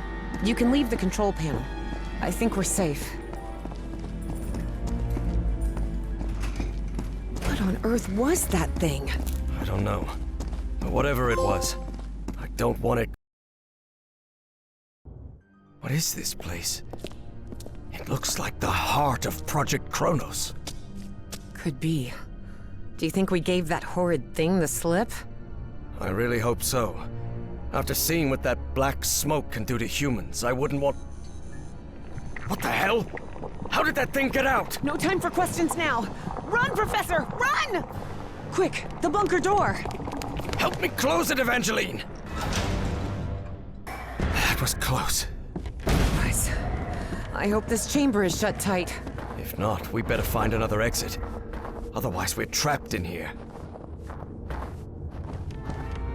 Lord Almighty. Evie recognized the gigantic creature at once. It was the same one she had seen in her visions. Look at the size of that creature. Harry remained silent. He was in shock, but not because This seat is what the Nazis used to try to communicate with the creature. All right, there's no time to waste. Try connecting me to that machine, Professor. Evie knew perfectly well that the professor was about to rattle off a whole list of reasons why they shouldn't go through with it, but she had neither the time nor the patience to listen to them.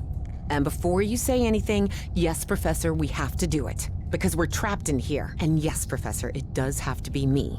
Because I'm the one who has dreamed of that creature. And the one who understands its language. I know you're trying to protect me. But I need you to trust me. Just this once? Before the argument had even started, Harry had to concede defeat. You're impossible, do you know that? That seems to power the machine connected to the chair. You can sit down, Evangeline. This apparatus identifies matching brainwave patterns between Evangeline and that creature.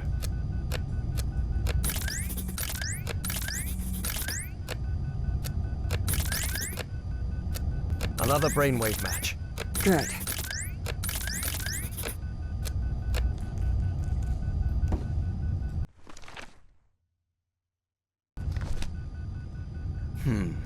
geeignet means suitable, and untauglich means unsuitable. It must refer to the brainwaves. Looks like everything is set. So, whenever you're ready. Go ahead.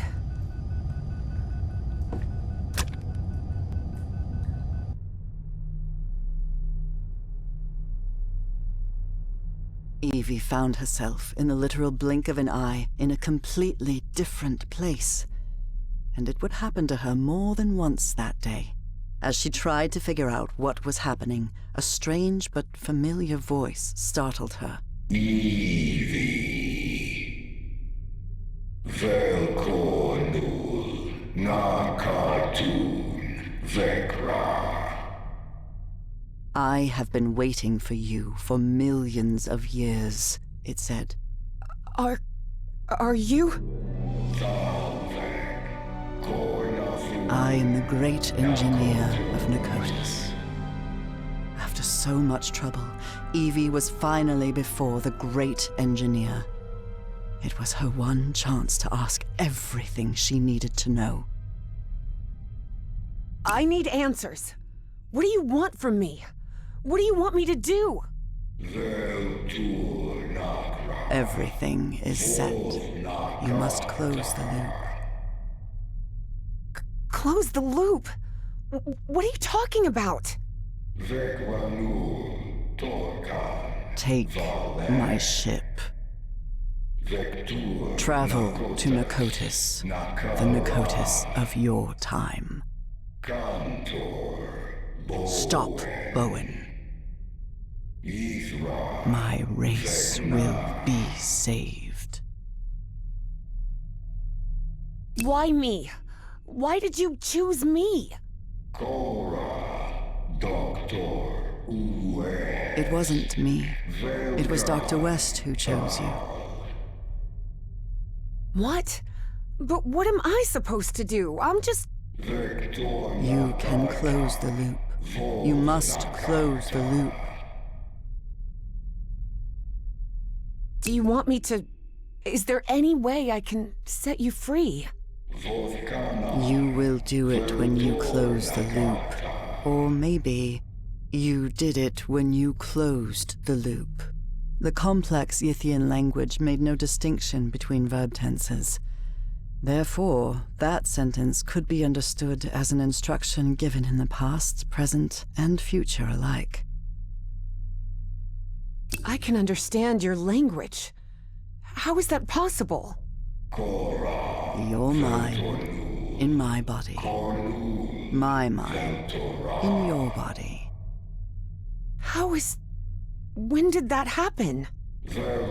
When you were in Nakotis. The Nakotis of my time. But how am I going to do that? Where is the Nakotis of my time?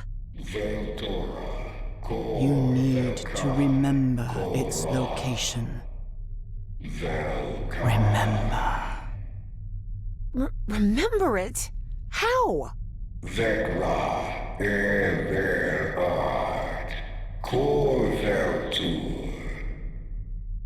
Hearing that, Evie was left speechless. Follow Everhart's instructions. Evie didn't have time to ask another question, because in the blink of an eye, she found herself once again in that stone city from her dreams, millions of years in the past. Except now she knew it wasn't a dream. It was a memory. My hands. Heavens. Look at my hands. Those Yithian appendages could hardly be called hands, but that was how Evie perceived them.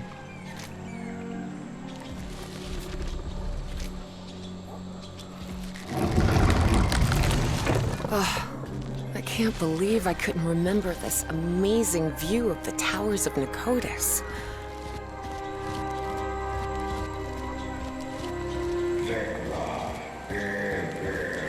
Find Everhart's notes and follow them. But where are Everhart's notes?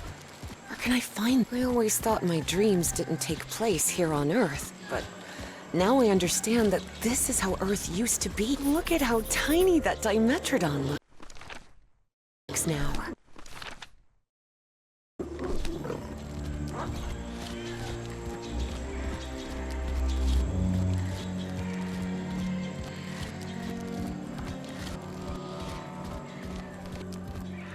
That's an ammonite. Cephalopods that lived during the Devonian period, 400 million years ago.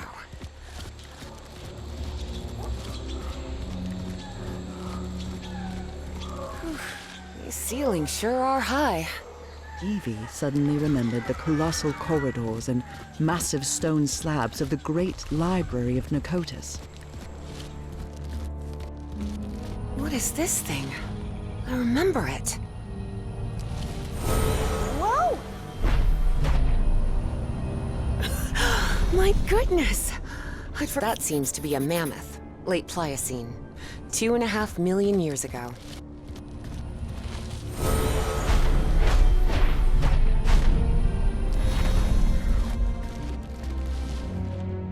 The same constellation I saw in my dreams. It must be important if they built this lookout for it.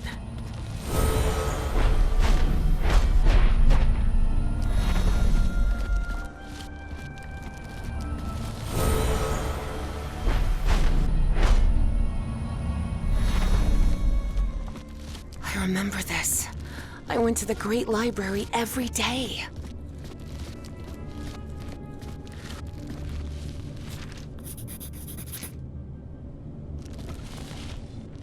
Look at all these volumes.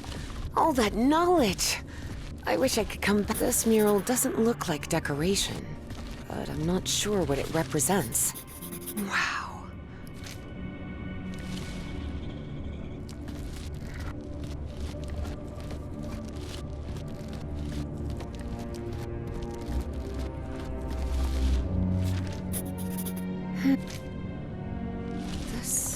This is the altar I worked in. Looks like I did. This is the ink I used to write with.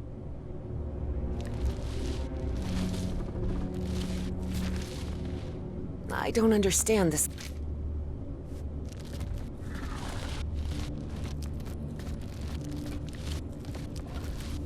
This is the professor's handwriting. He really was in Nicotis. The professor drew a solar system map? But what for?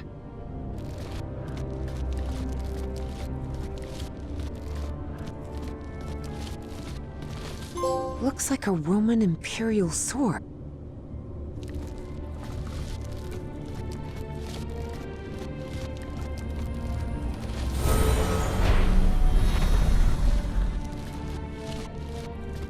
A Dimetrodon from the early Permian, 270 million years ago. Tyrannosaurus rex, a dinosaur from the late Cretaceous period, 68 million years ago. Wow, everything is so beautiful here. I suppose this mural refers to us. Homo sapiens. We appeared roughly 300,000 years ago, in the Middle Pleistocene.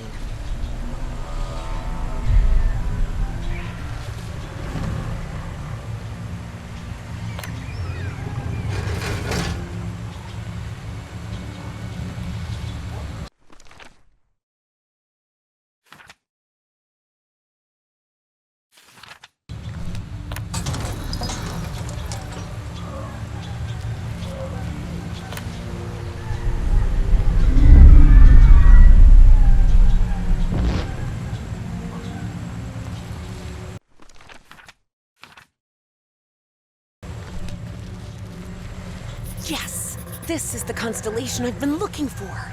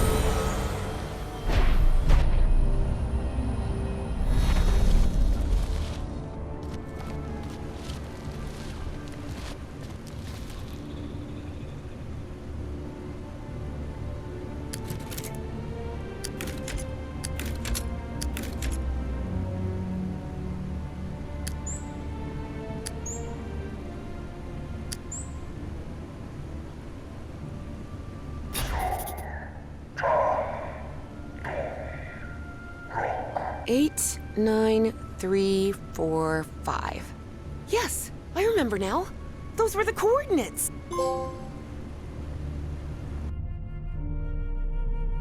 Great engineer. I know where to find the Nakotis of my time, but all I have are Yithian coordinates. And there's no way out of here. There's one of those black smoke polyps on the other side of the chamber door.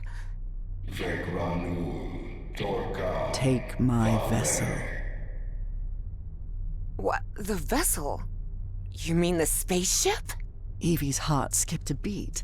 Piloting a flying saucer was something straight out of a science fiction novel. But the vessel door won't open. How am I supposed to... Your mind is now fully synchronized with the Yithians. Travel to Nakotis. Stop, Bowen. Close the loop. But what about you? I can't just leave you trapped here. It is irrelevant. Close the loop. And with those final words, as Evangeline blinked, she found herself standing before Harry, back inside the Spitzbergen bunker again. Evangeline? Can you hear me? Are you all right? Yes, Professor. Well, did you manage to talk with that thing? What did you find out? We have to use the spaceship to get out of here. What? Wow. Look around, Professor. Isn't this fascinating? There doesn't seem to be any power. You sure you can pilot this spaceship? I'm not sure pilot is the right word, Professor. I'm not even sure ship is the right word. This looks more like a building than a vehicle. There surely has to be a starter somewhere, right? Evie recognized a platform very similar to the one in the refinery beneath the Virginia caves, and understood what she had to do. Look, Professor, it's working. The spaceship is powered up now. Damn it, where's the steering wheel? It probably doesn't need one. It looks like an autopilot, but it doesn't just maintain altitude and course. It moves towards specific coordinates, which they express with numbers.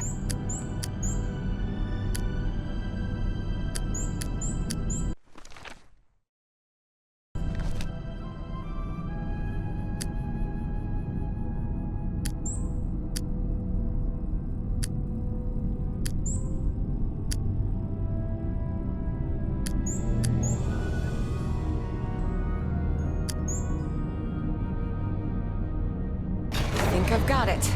I've set the navigation system to the coordinates of Nakotis. There you are, Professor. The steering wheel. Looks like one. Sort of. Can you help me with this, please?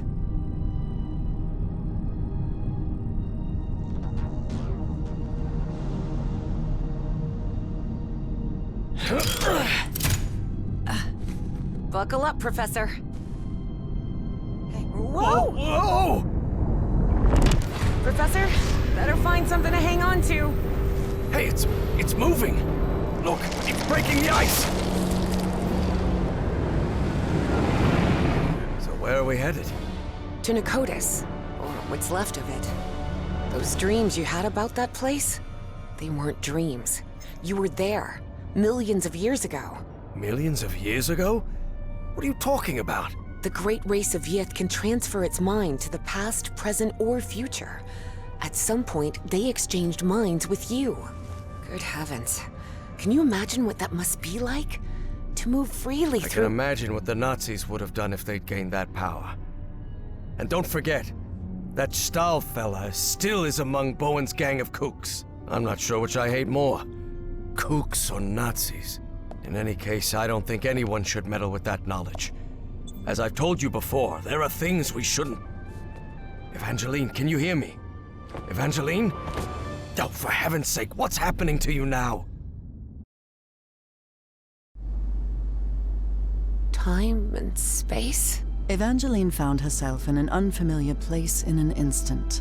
For the fourth time in just a few hours. Oh, come on. Now what?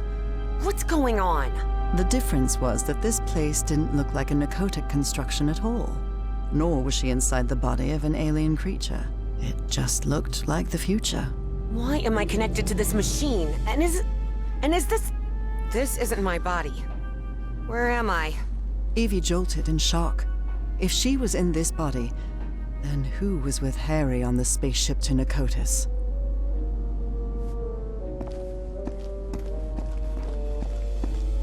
Evie didn't know whether to cry for help or stay silent. But what she saw when she opened the door left no room for doubt.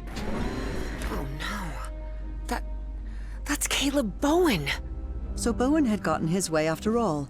How else could he be leading a top-secret research project for the government? And then Evie thought of something worse. What if Dr. West was none other than Caleb Bowen himself?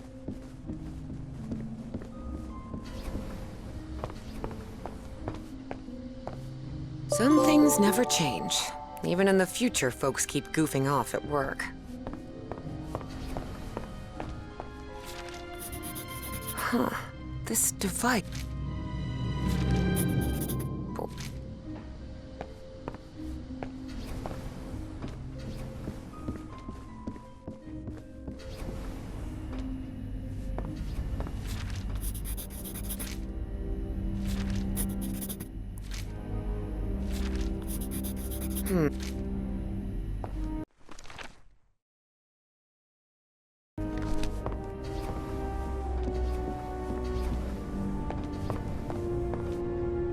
What kind of machine is this?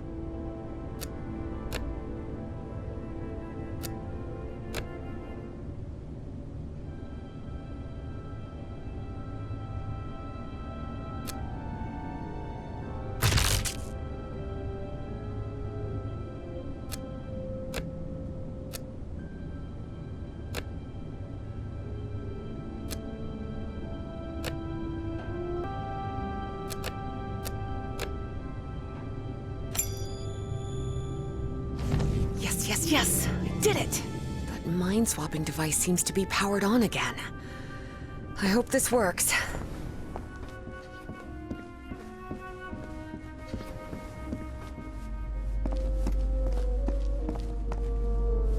God, I hope this works. I need it to work. It's got to... Professor Everhart, listen carefully to what I have to tell you, please. Evangeline, are you... I am not Evangeline. I am Dr. West. Please, listen to me. You won't like what I'm about to say, but I need you to listen carefully and do exactly as I tell you. A greater plan is unfolding, and you must fulfill it to guarantee the survival of not only the human race, but of the space-time continuum itself. I'm sorry, but I'm not the best at following orders.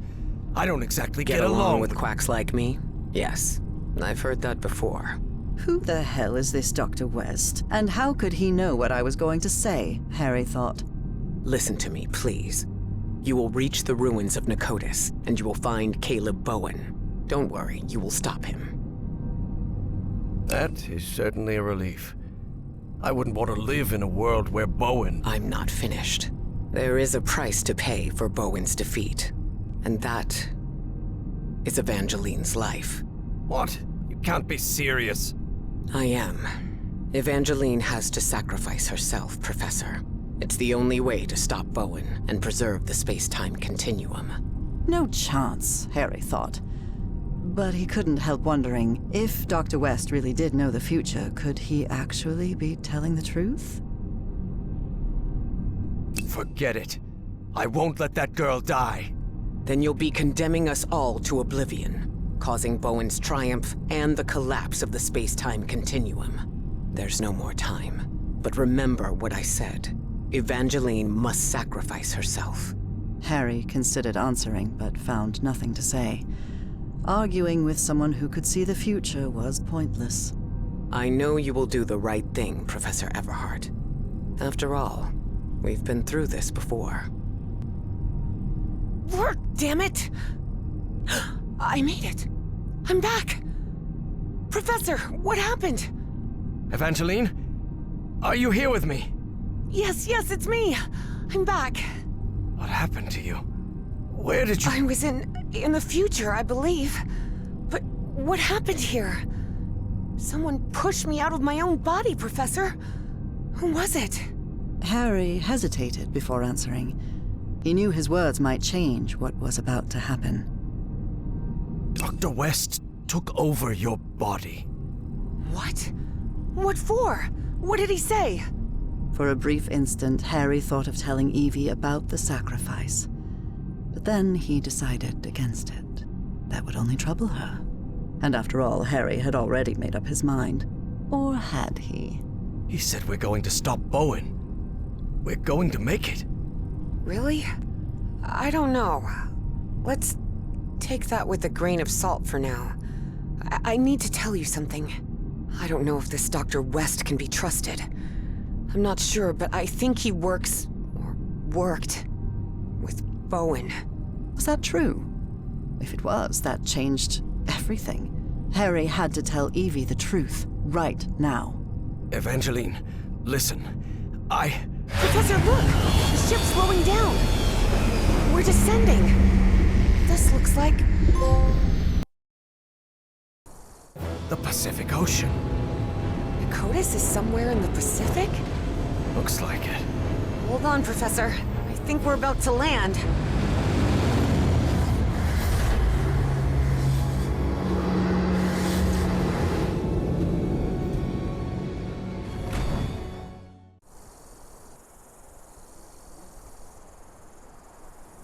Who would have thought this whole structure was actually... Red sand. This must be the Great Sandy Desert. So we're in Australia. We crossed half the world in, what, half an hour at most? For all his fascination with Ythian tech, Harry didn't answer. He was still debating whether to tell Evie what he'd discussed with Dr. West.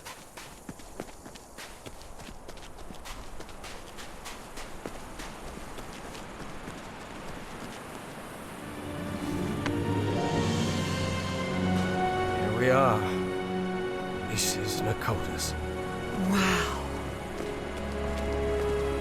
Look, Professor. A camp. Looks abandoned.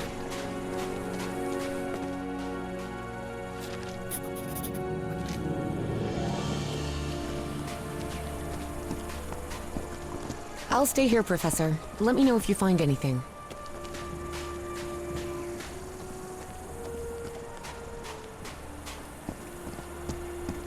Symbols. Interesting.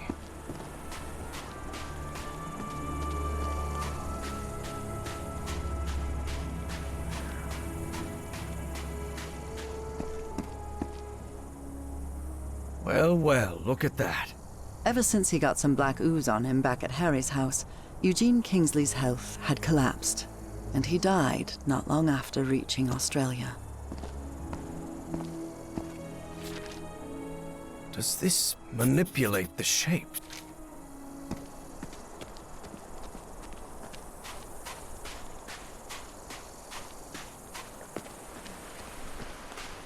There are some carved symbols. That really looks like Nakal architecture.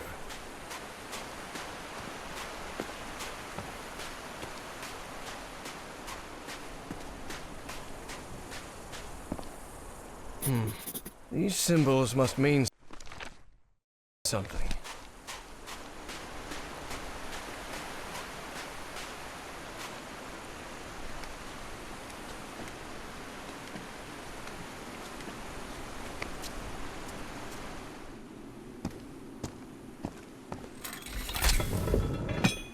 Well, looks like that did something. How can these lenses still be so perfectly polished after millions of years down here?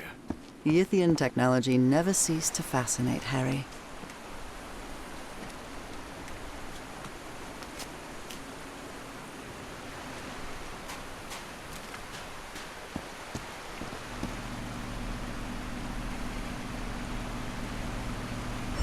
Did you see anything like this in your visions of Nakotis, Evangeline? The Ythian use technology based on mirrors and light, but this is the first time I've seen a system this complex.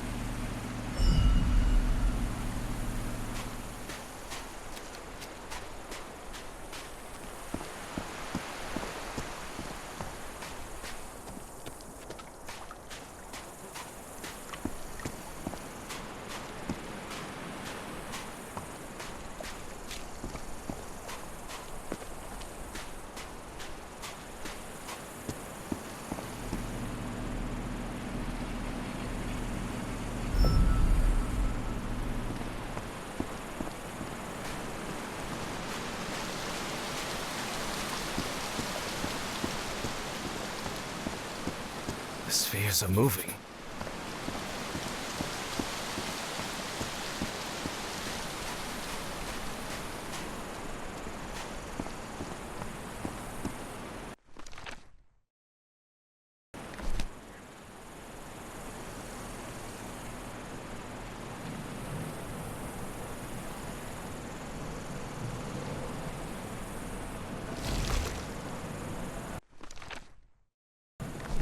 These could look, Evangeline.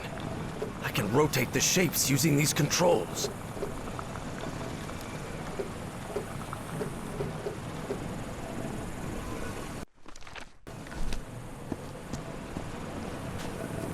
I think I've got it.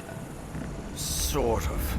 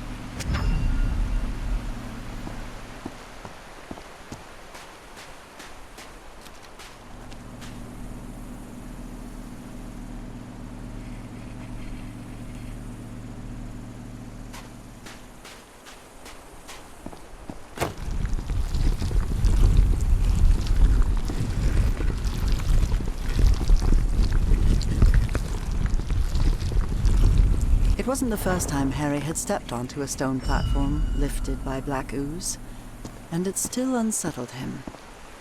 Another one of those moving patterns. Evangeline, what's happening? Good lord, this place is crawling with those pollen things. I don't think it saw us. We really must be careful.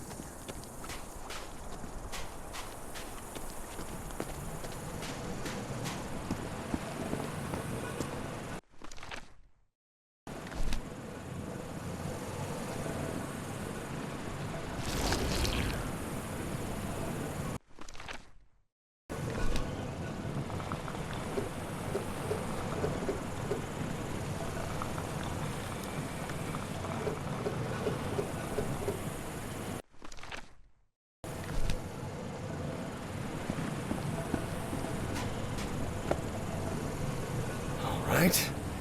That one was tricky.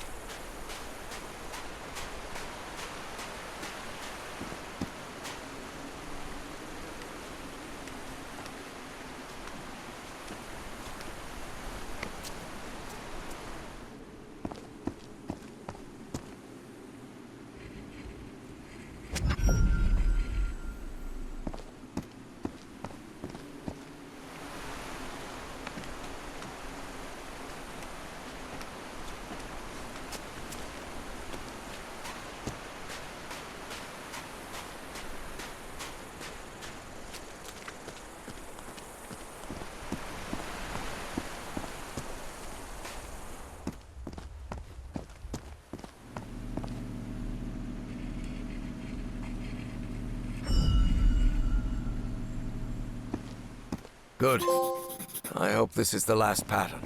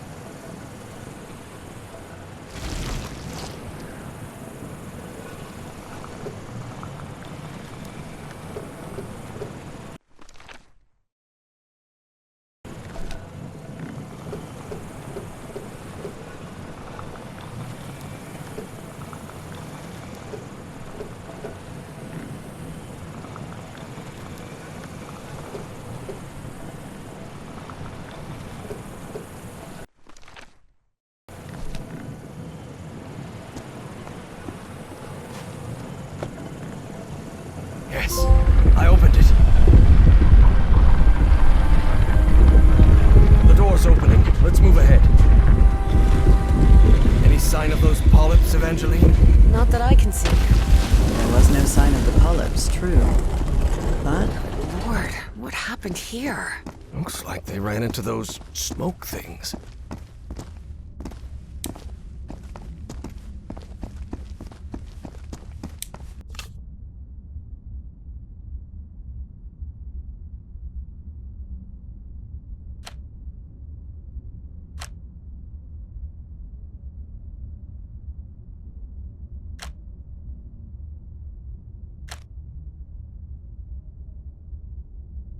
After he solved it, Harry was still puzzled. What did that... Excuse me, who do you think you are, sir? I'm the narrator of this story. Oh, my bad. Sorry, wrong game.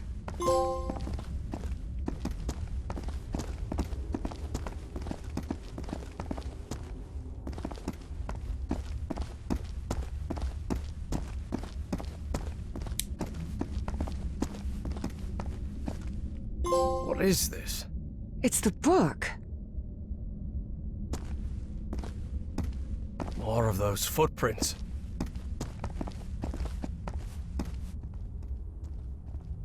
Look at this architecture. Does it look familiar to you? Professor, this looks like the archives.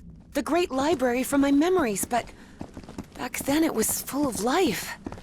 This place is in ruins. Makes sense, Evangeline. Millions of years have passed since you were here. This is breathtaking. If this is the place where I was millions of years ago, the mind-swapping device must be at the top of that basalt tower. What is this thing? Looks like a ray of light. Whoa, whoa! The polyps are gathering over there. What's going on? What are they trying to do? I don't know what drives those creatures. I don't understand what they do, or why they do it.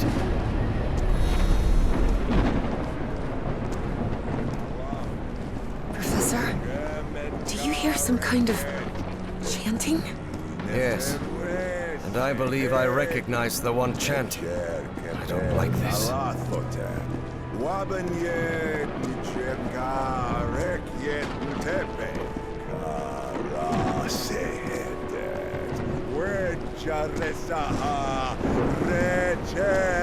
Bowen, stop right there! Everhart, what are you doing here? How did I you... took the number 3 bus to Nakotas. Now get out of there, you idiot! Don't even think about it, Professor. Not when I'm this close. The Bowens have spent generations searching for the knowledge we were promised. Oh, yes. Nalathotep, herald of the almighty Azathoth. Cultist ranting always sounds ridiculous, especially when they spout their nonsense out loud. Enough of this. I'll drag you out of there by your heels if I have to. Do not come any closer. I'm warning you. Of course, things change when cultists are armed. Listen to me, Bowen. I know the great race of Yith. They've spoken to me, and you know it.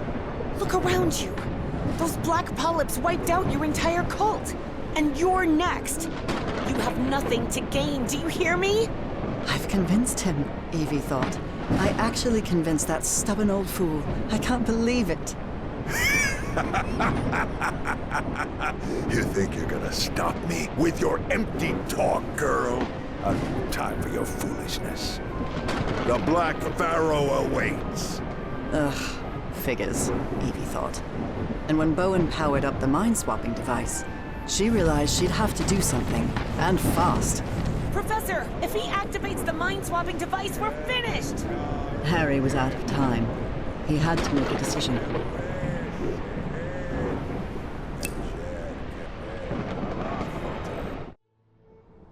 Harry remembered Dr. West's words. Evangeline has to sacrifice herself, Professor. It's the only way to stop Bowen and preserve the space-time continuum. But he didn't give a rat's ass what Dr. West had to say. Harry wasn't going to let Frank Drayton's daughter meet the same fate as her father. There had to be another way. Professor? Professor! I'm sorry, kid. I'm really sorry. For everything. Harry! And as she screamed, Evie watched the stubborn old grouchy archaeology professor sacrifice his life to save hers and all of humanity. Harry found himself in the ooze pool, completely covered in the substance he feared most. He knew this was his death sentence, but at least he was going to make sure Caleb didn't swap his mind with anyone. Are you out of your mind, Everhart? Haven't you seen what that liquid does to humans? I know it better than you do, you kook. No, don't touch that. You'll interrupt the transfer process. No, no, no! Oh no, oh no. Not the ice. And so, on November 6th, 1957, in that basalt tower of the city that millions of years earlier had been Nicotis, my husband, Harry Everhart, was consumed by the black ooze.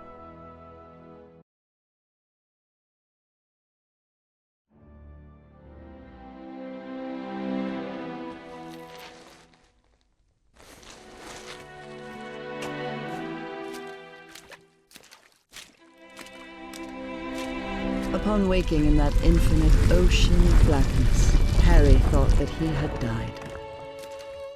Well, I hope it was worth something at least, he thought. He was waiting to see the light at the end of the tunnel when a voice surprised him. One he recognized instantly. My voice. Harry? Nora? I'm so glad to see you, my dear old pal. Nora? Nora! Am I dreaming? No, you're not dreaming. Then I'm dead, right? No, you're not dead either. I don't understand, Nora. Everything is so confusing. Easy, Harry. We've got plenty of time. Ask whatever you need to ask.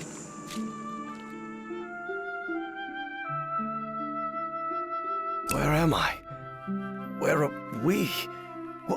What is this place? This, Harry, is the Ichor, a place beyond time and space. And now you're connected. Connected to whom? To you?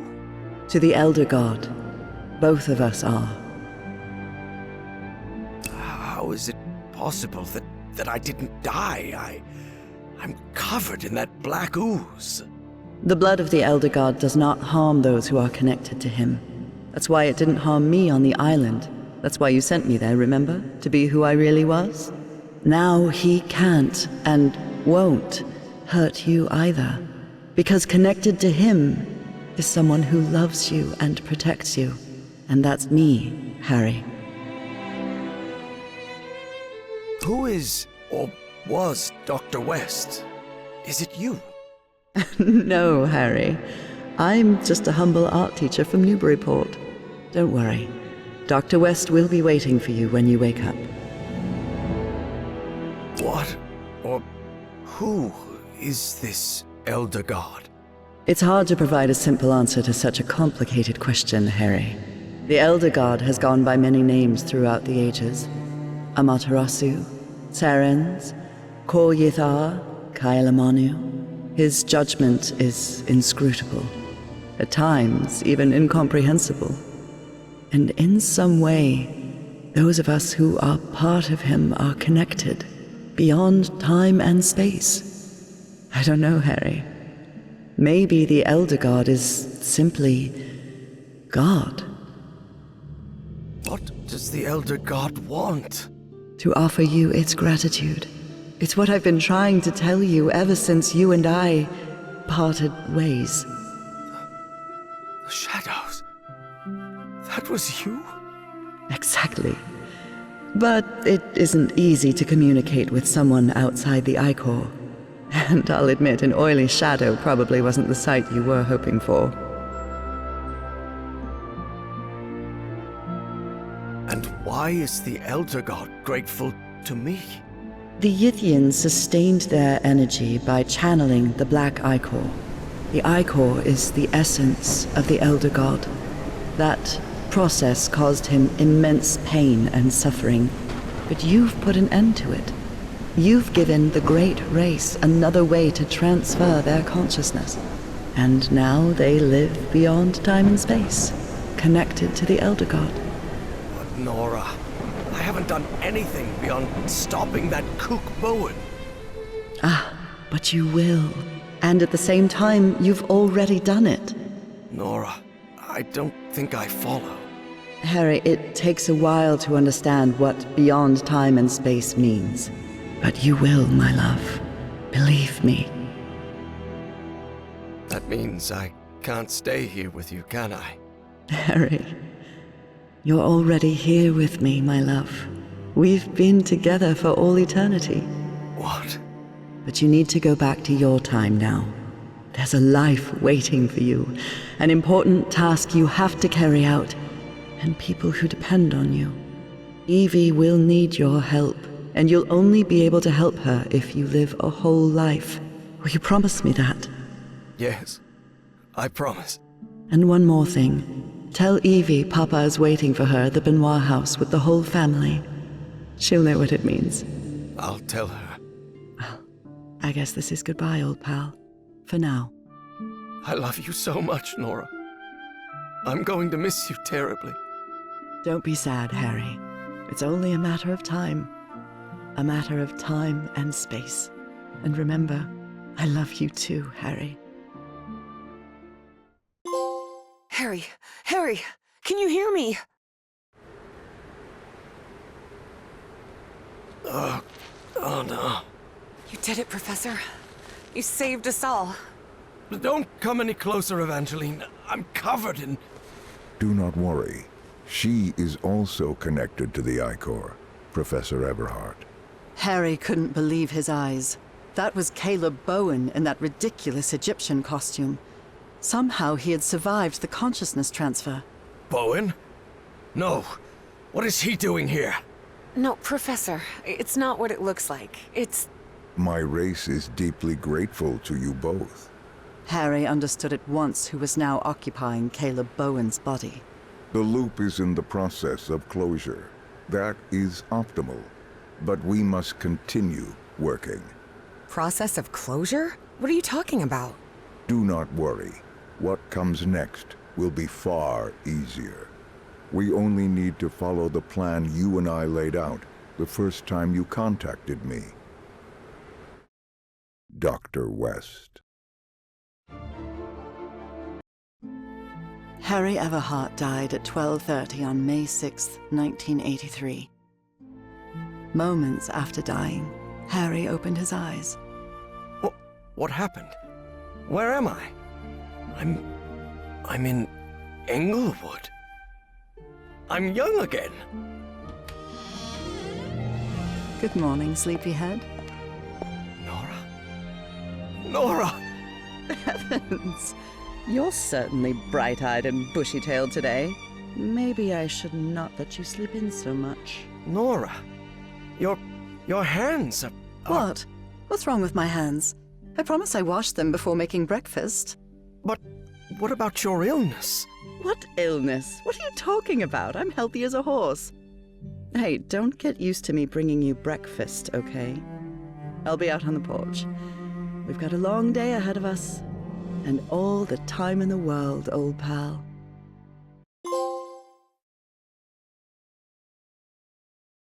If he activates the mind-swapping device, we're finished! Harry was out of time. He had to make a decision.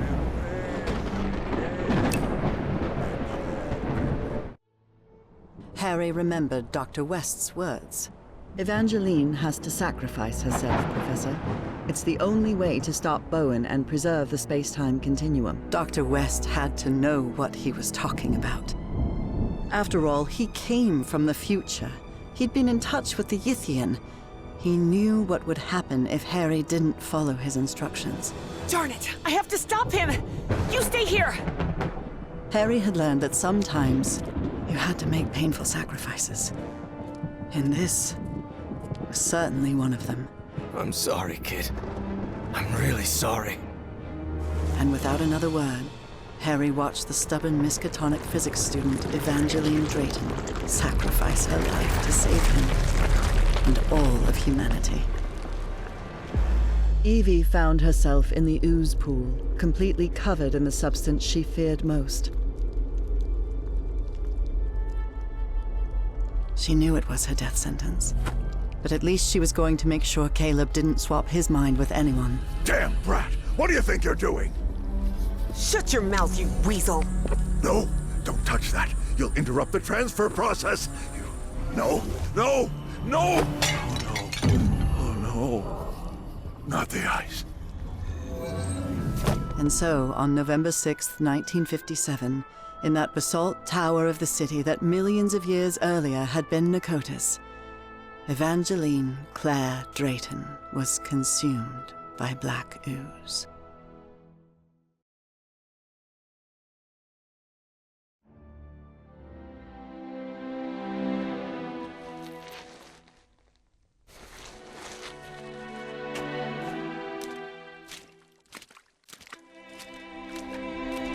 Upon waking in that infinite ocean of blackness, Evie thought that she had died. Well, I hope it was worth something at least, she thought. She was waiting to see the light at the end of the tunnel when a voice surprised her. One she recognized instantly. Her father's voice. Hey, Jitterbug. Papa? How's everything going, sweetie? What is this? Am I dreaming? No. Then, am I dead? No, Evie? No, you're not dead. And neither am I.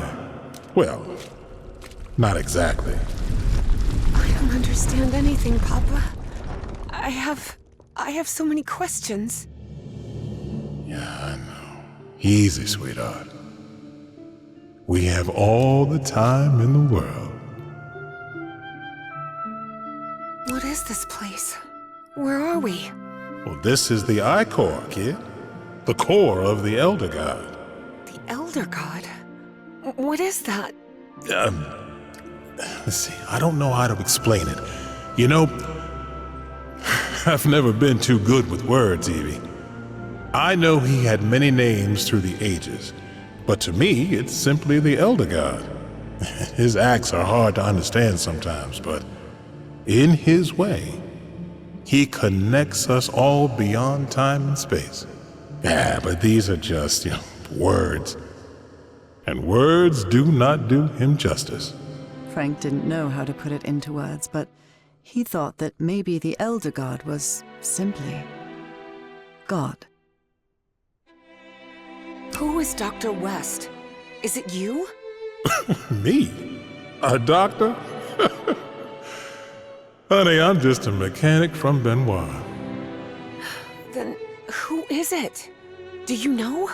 Oh, you'll have the answer to that when you wake up, Evie. And what does that Elder God want from me? To offer you his gratitude. Gratitude? For what? You've contributed something really important, Evie. The Yithians sustain their energy by channeling the Black I-Core. That's the essence of the Elder God. And that process caused him immense pain and suffering. But you've put an end to it. You've given the great race another way to transfer their consciousness. And now, they live beyond time and space, connected to the Elder God. But Papa, I haven't done anything, except stopping Bowen. Maybe not in your time. Not yet. What? I don't understand. But you will. Believe me. I'm covered in that black ooze. Shouldn't I be dead? No. No, his blood doesn't affect those who are connected to him. I died, somehow, on the island, but I came into contact with the Black I-Core, with his blood. That's why I'm here. And that's why he couldn't harm you even if he wanted to, because someone connected to him loves you and protects you. That's me, Jitterbug. That That means I can't stay here with you, right? Oh, Jitterbug.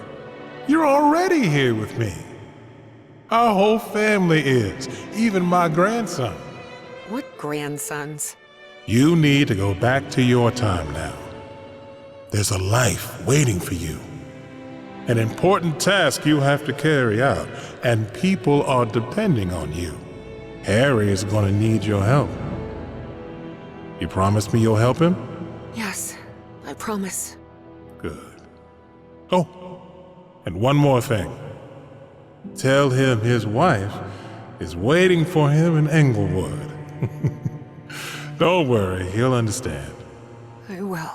Well, I guess this is goodbye, Jitterbug. For now. I love you so much, Papa. I'm going to miss you terribly. Well, it's only a matter of time. A matter of time and space. And remember, I love you very much, Evangeline. Evangeline? Evangeline! Can you hear me?